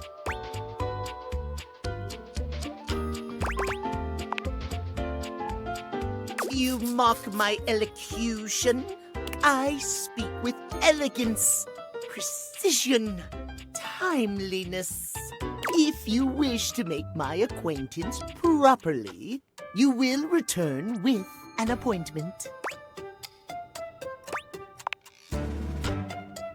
Sweet heavenly hours, I was so busy reprimanding you, I forgot to introduce myself.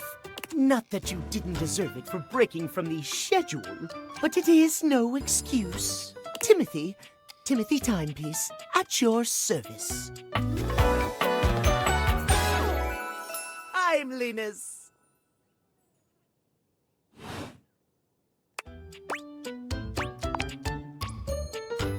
It most certainly does not. We should all be obsessed with the beauty and perfection of time. The safety of it, really. As long as one abides by the schedule, nothing can be out of place. You will abide by the schedule, won't you? Excellent. I thank you. I will see you at noon sharp, and we can speak then. Do not be early, do not be late, and do not try to see me at another time. If you do, catastrophe on timeliness. See you then, and not a moment before.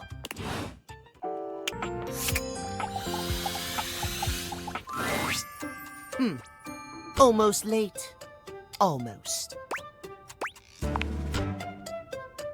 Yes, indeed. You're just in time. Tell me why you've sought me out. Aside from the pleasure of my absolutely sparkling wit and golden company.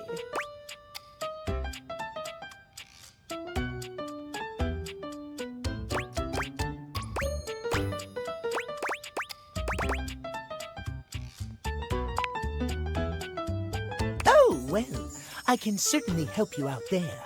My love life may be on hiatus, but as they say, a broken clock is right twice a day.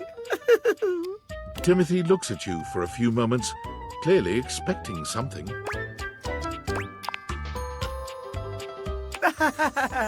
Yes. Well, let us start with the most important thing. Timeliness, next to godliness, as they say.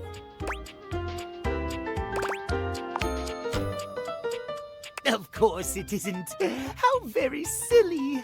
Cleanliness, while important, is nowhere near as important as timeliness. Imagine, if you will, you show up to a date showered and clean, but 2 hours late. Does your cleanliness matter then? I think not. You see? Timeliness. Oh dear, how me flies. I must away quite soon, but before I go, I want to be sure I've imparted my wisdom to you precisely as I meant to. What did you learn from me today?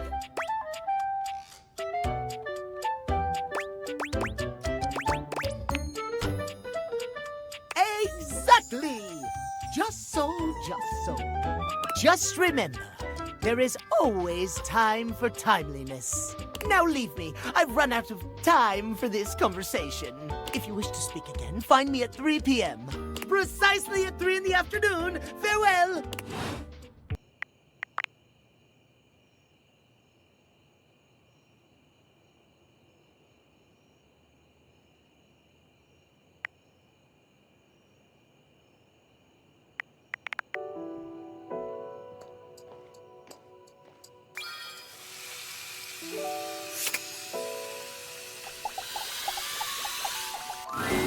You wonder for a moment if your sink has overflowed, but that's not it at all.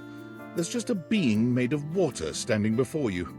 She's ethereally beautiful, but there's something hard to pin down in her gaze.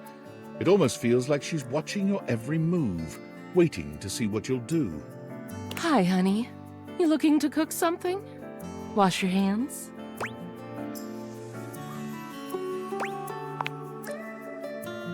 Me? What could you possibly want with little old me? Please, just tell me if there's anything I can do for you.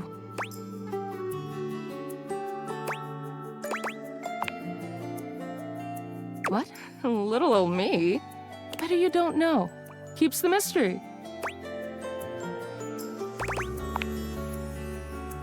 Oh, I suppose not.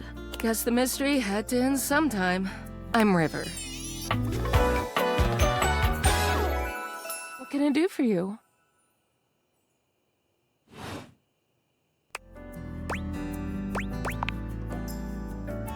Just River. Like chair. Chair. World famous pop star, known for her #1 hit, Belief.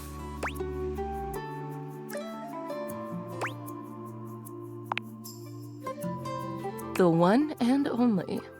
You know, the best thing about Cher is she's always changing her look through the decades. She always knew just what we wanted to see and served it to us. I really admire that about her.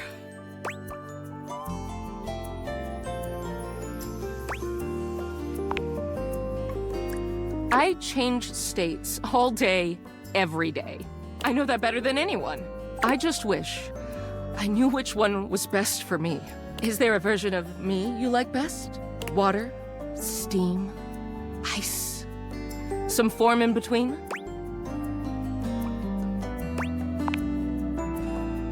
Oh, sorry. River wasn't exactly holding your gaze before, but she seems intensely uncomfortable now. She looks everywhere but at you. Look, I've been here way too long. If you don't need anything from me, I'm going to go. She is gone.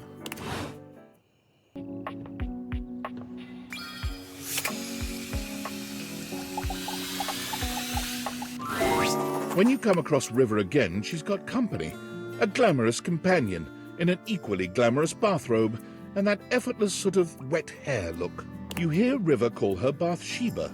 She appears to be your bathtub. Come on, girl. It's just the two of us. You don't have to play coy. You can't be all over this house and not have some good gossip. I don't. That's not really... Come on. You can tell your girl Sheba. You know I won't tell. River's eyes dart to you suddenly, and you're not sure whether she's angry or relieved. Oh, hello. We'll have to get acquainted another time, but maybe if you won't talk to me, you'll talk to them.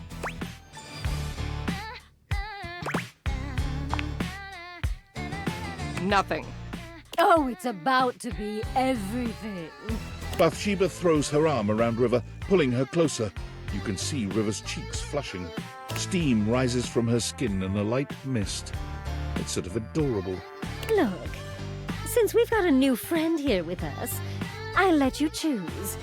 Our friend River here likes to pretend she's above things like gossip and opinions. And I know that's not true. Why, just the other day, I caught her rolling her eyes at Prissy.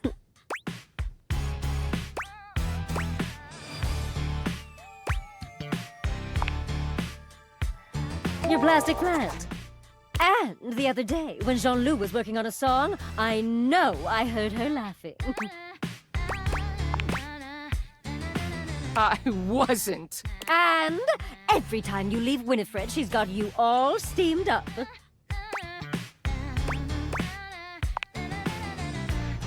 Don't ask me about her. Don't sweat it, Riv. Look, I'll let you off easy. Just one little cup of tea. Your friend's choice. That's fair, isn't it? River looks as if, to her, this is the farthest thing from fair, but she knows there's no wriggling out of it now. Fine.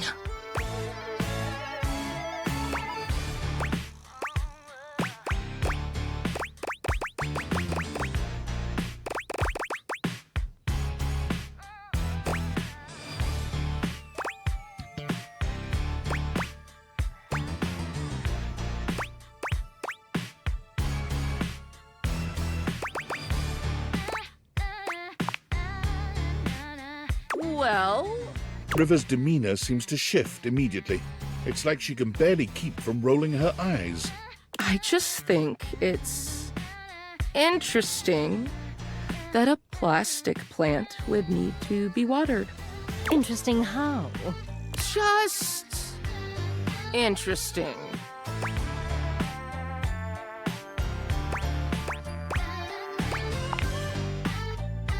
I know that. Oh no. Did we hit a touchy subject? We could talk about somebody else. We've talked enough. River is positively boiling, but somehow she doesn't explode. She just takes a quiet breath, exhaling and centering herself. Just one question before I go. What do you think is my best state? Oh, well, you're just so pretty all the time. But you know, you're so fun when you're liquid. After all, who doesn't love a good bath? I see. River leaves without another word, not bothering to say goodbye to you or Bathsheba. Whoa, whoa, whoa, hey! What did I do wrong? Wait up, Riv!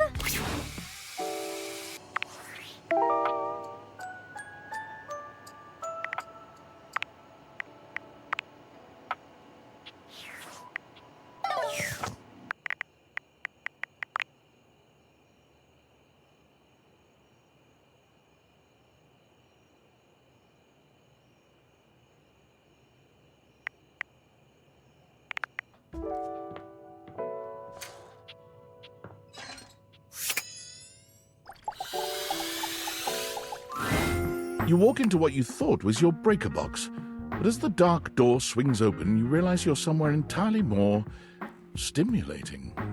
A classic speakeasy club welcomes you in. The low electric lights glow warmly. Live music drifts languidly from a sumptuous velvet red stage and envelops the audience in a pleasurable haze of pure vibe. The gentle clink of cocktails in glasses rises from a wood bar to the left of you, and then a gentleman with a languid, easy air to him approaches you. Well now, what a delightful surprise. A brand new patron.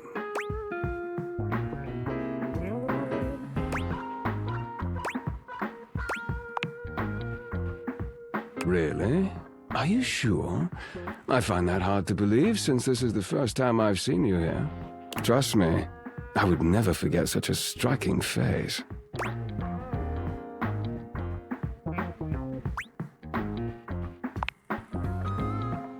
Oh yes, distractingly so. I imagine it would be quite difficult to focus on anything else with you around. Though, I can't say I mind. You have quite the reputation around the house, live wire. I'm eager to explore it for myself. But we're getting ahead of ourselves. Where are my manners? My name is Volt.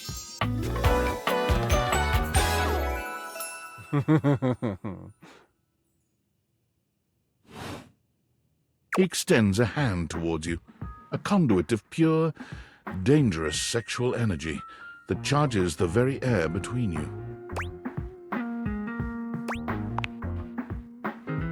He lowers his head to brush his lips across the back of your hand. Was that a spark of static electricity you felt just now? It's a pleasure to officially make your acquaintance. Taking his eyes from you for the first time, Volt slips his arm around your waist and turns you slowly to take in the rest of the room. Welcome to the Breaker Box, the pinnacle of luxury and entertainment, and the most exclusive club in the house. Impressive, isn't it?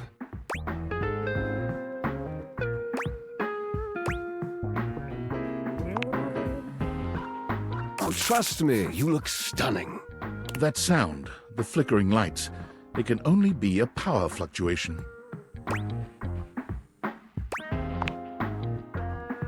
What? Oh, that.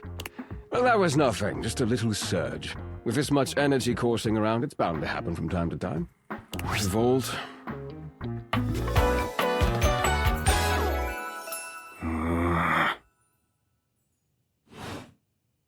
This newcomer looks exhausted, frustrated, and annoyed. His sleeves are rolled to the elbow, revealing calloused and bruised hands that he wipes on a rag. Eddie! Just in time to meet our guest. The human What's she doing here? I'd imagine if we don't poison the mood, they'll be joining us for the headliner show. Joining us for tonight's show, I hope?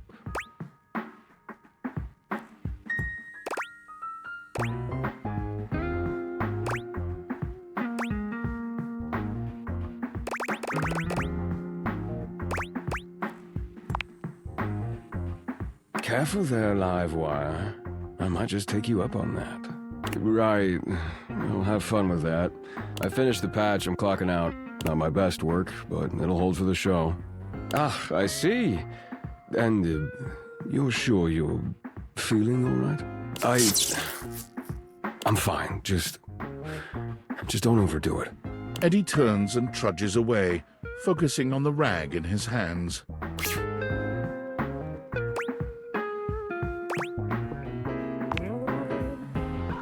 Of course. Eddie always is. His human skills leave something to be desired. Best to simply give him some space. Back to the matter at hand. Tonight's show! Shall I set you up at one of our VIP tables?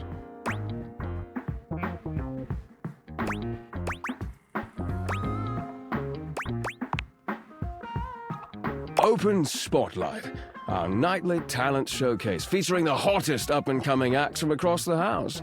It's a real crowd pleaser. Shall I set you up at one of our VIP tables? You are, by definition, the only person in this house, so I'd say you more than qualify. Shall I set you up at one of our VIP tables? Oh, that's very thoughtful of you, but I assure you, what Eddie really needs is space. Shall I set you up at one of our VIP tables? With pleasure. With a wink, Volt hops nimbly up onto the stage. He was born for the spotlight.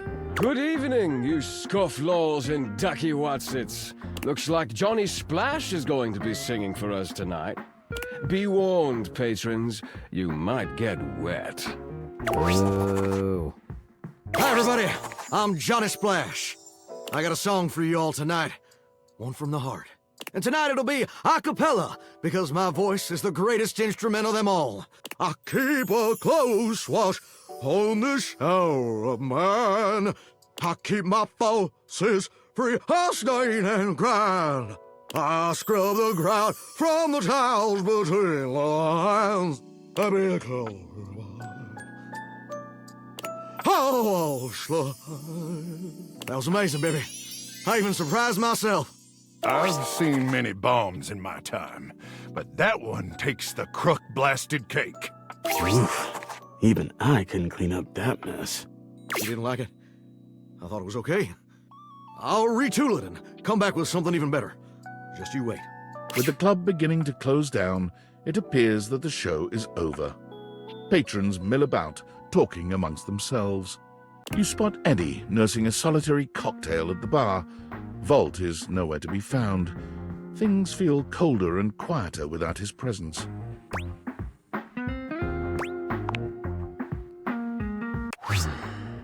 Show's over. Club's closed.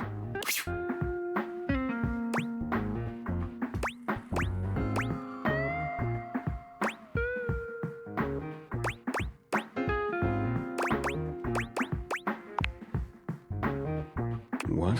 Why? I wasn't. Happy? You can go now. Are you always this oblivious?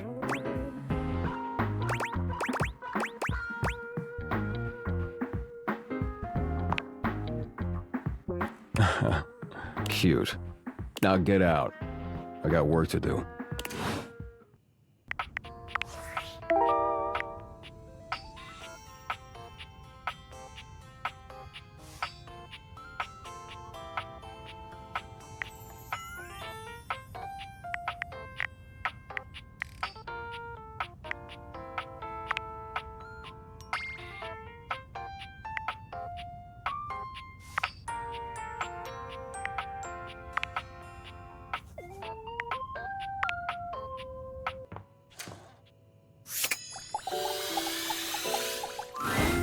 From outside, the breaker box is bustling. You push open the heavy door, but the first thing to grab your ears isn't the dulcet tones from the stage. It's the aggravated whispers of a heated and private argument in the corner between Eddie and Volt. You should be resting. I'll add it to the list. Eddie, there's no time, all right? There's too much to do, and unless you want us to blow a fuse, we're not going to blow a fuse. Though you might if you don't relax. Everything is well in hand. Look, fine. Just a few hours, but only if you swear you'll keep me updated. Have I ever failed you before? Obviously not. I'm serious, Volt.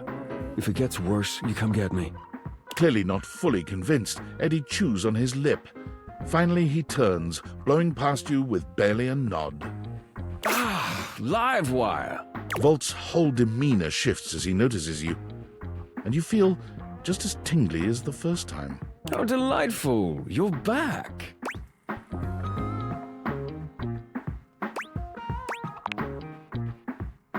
You do learn quickly, don't you? I'll have to find some more challenging lessons for you. Volt's eyes shoot to the lights, and immediately back to you. Can I set you up with a table? The show doesn't start until later, though I imagine we can find something to fill the time.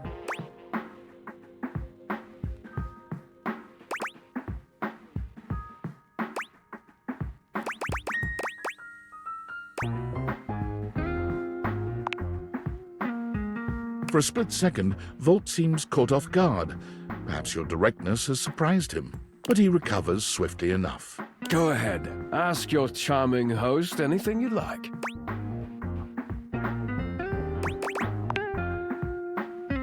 Oh, it's a simple power surge. If you tell me you've never seen a power surge before, I'll know you're lying.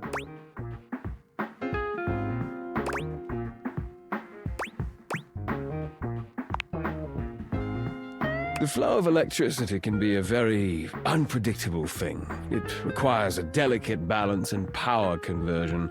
Sometimes the balance gets thrown off. But it's nothing to be concerned about, I assure you.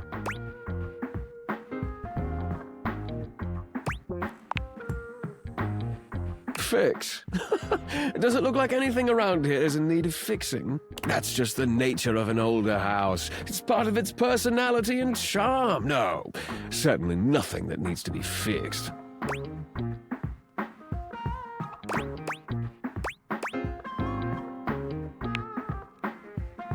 Go ahead. Ask your charming host anything you like. Eddie is my predecessor. He was in charge of all the power in the house before me.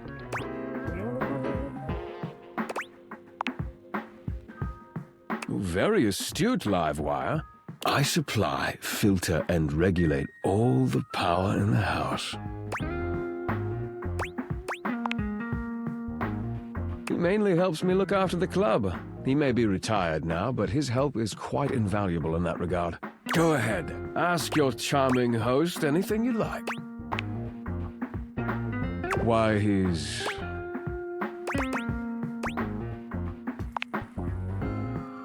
Ah, yes. He does tend to take the work quite seriously. Go ahead. Ask your charming host anything you like.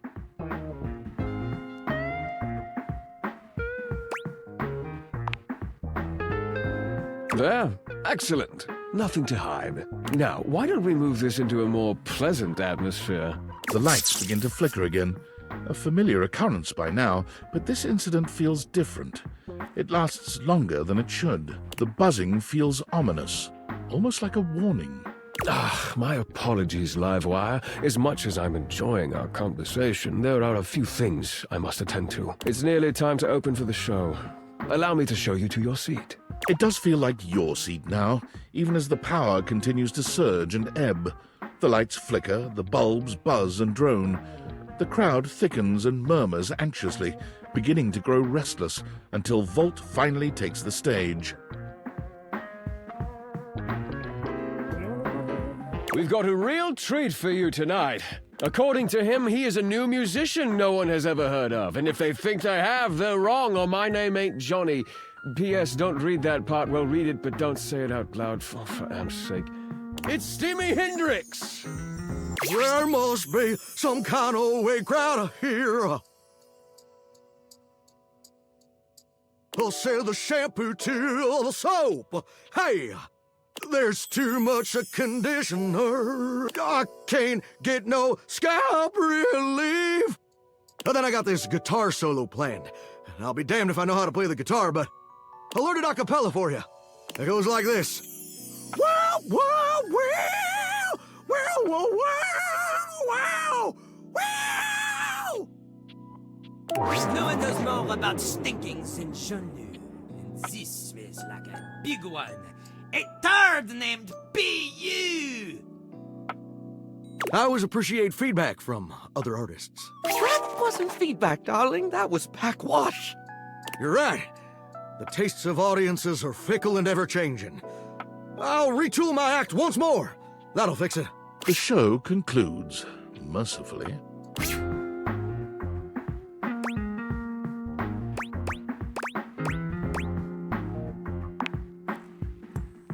And you wait, but Vault does not come.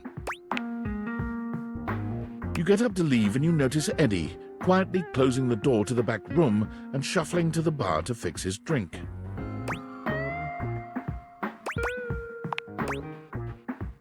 Oh, for fuck's sake, what do you want?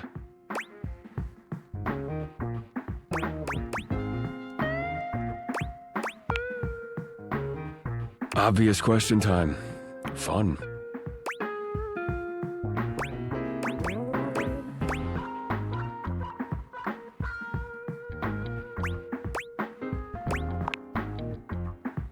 Oh, I'm debating it.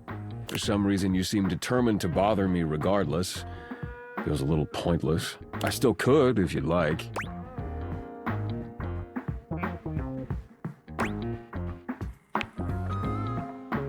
Wait, what?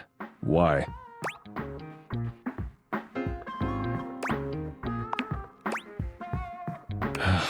Why do you think that? Did something happen?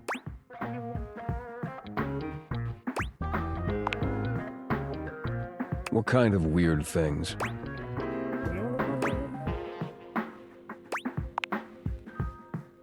So you came here to... what?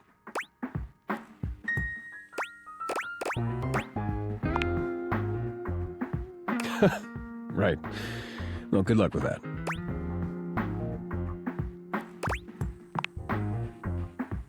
The hell do you expect me to do about it? Volt's the one who runs the power here. If there's a problem, let him handle it.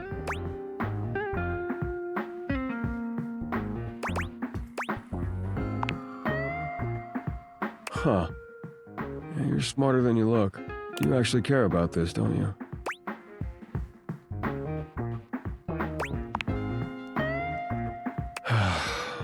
Damn it. You're not gonna let this go, are you? I'm gonna regret this.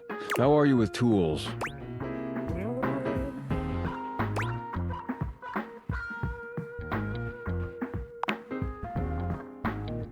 Good enough. Come back after tonight, ready to work. Do you want to help or not? Better. You got what you came for, right? Can I finish my drink in peace?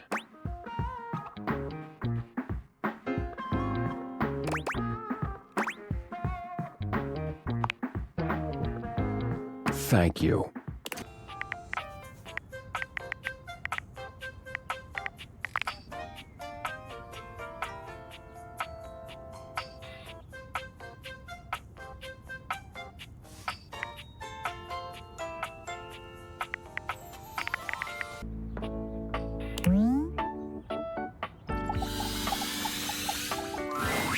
Seated in your living room is a being who seems to truly embody the concept of comfort. His arms are draped over the back of the couch, his head tilted back, and his eyes beginning to flutter shut. He looks just as though he's about to fall asleep, but when he sees you approaching, he shakes it off, looking up at you with a sweet smile. Hello.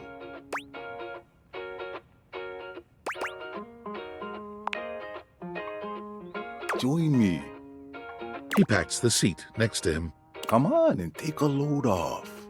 I'm Koa, by the way. here, oi.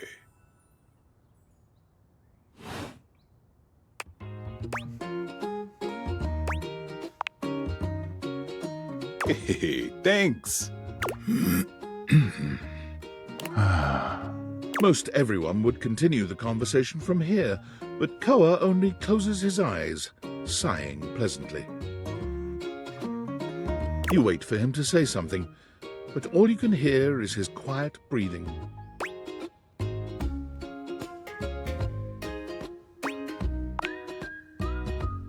I'm not really a sports kind of couch. Koa opens one eye, but he doesn't move. I just thought you might like to share in all this comfort, you know? Couch culture is really all about taking it easy together. You know, like, you ever heard people talk about alone together?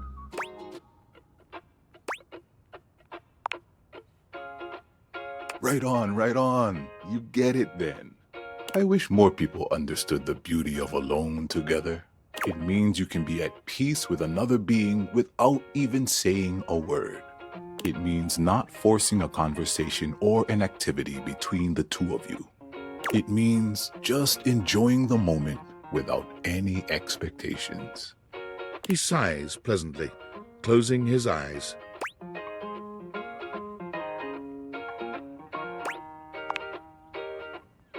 Beautiful. You'll see. Koa breathes in deep, sighing pleasantly. When he relaxes, the entire room seems to relax with him. You find yourself growing sleepier alongside him. You're not sure how much time passes as the two of you sit side by side in companionable silence, but it's certainly a good while. Thanks for keeping it chill, buddy. This was real nice. Got something I want to give you.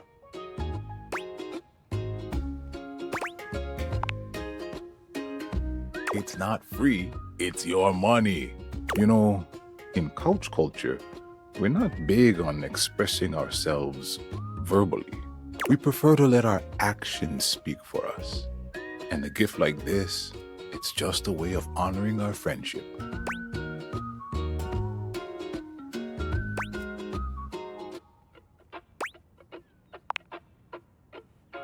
I'm just glad you appreciate it.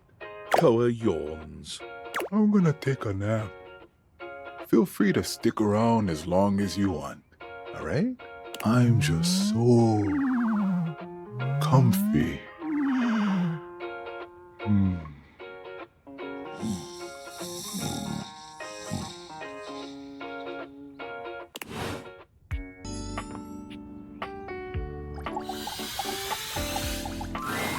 Koa gives you a friendly wave, patting the couch next to him. Hey, buddy, come over. Take a load off.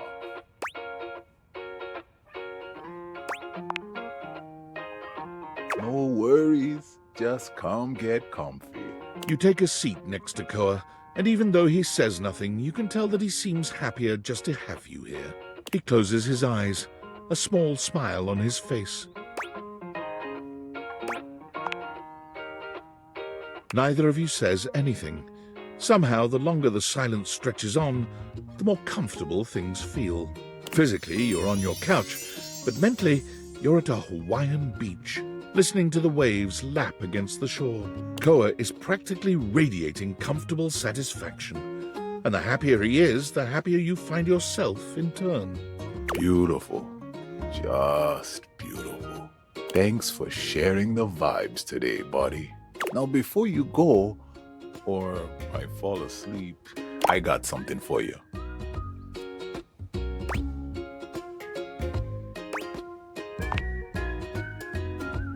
Sure did. You haven't really been going anywhere, so I wasn't rushing to find you and give them back.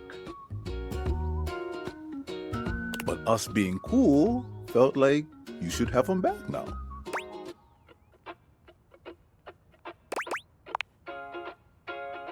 Always. Man, sitting here with you really just puts me at ease. I'm gonna get some shut-eye. If you want to stick around, feel free. Thanks for sharing the silence with me.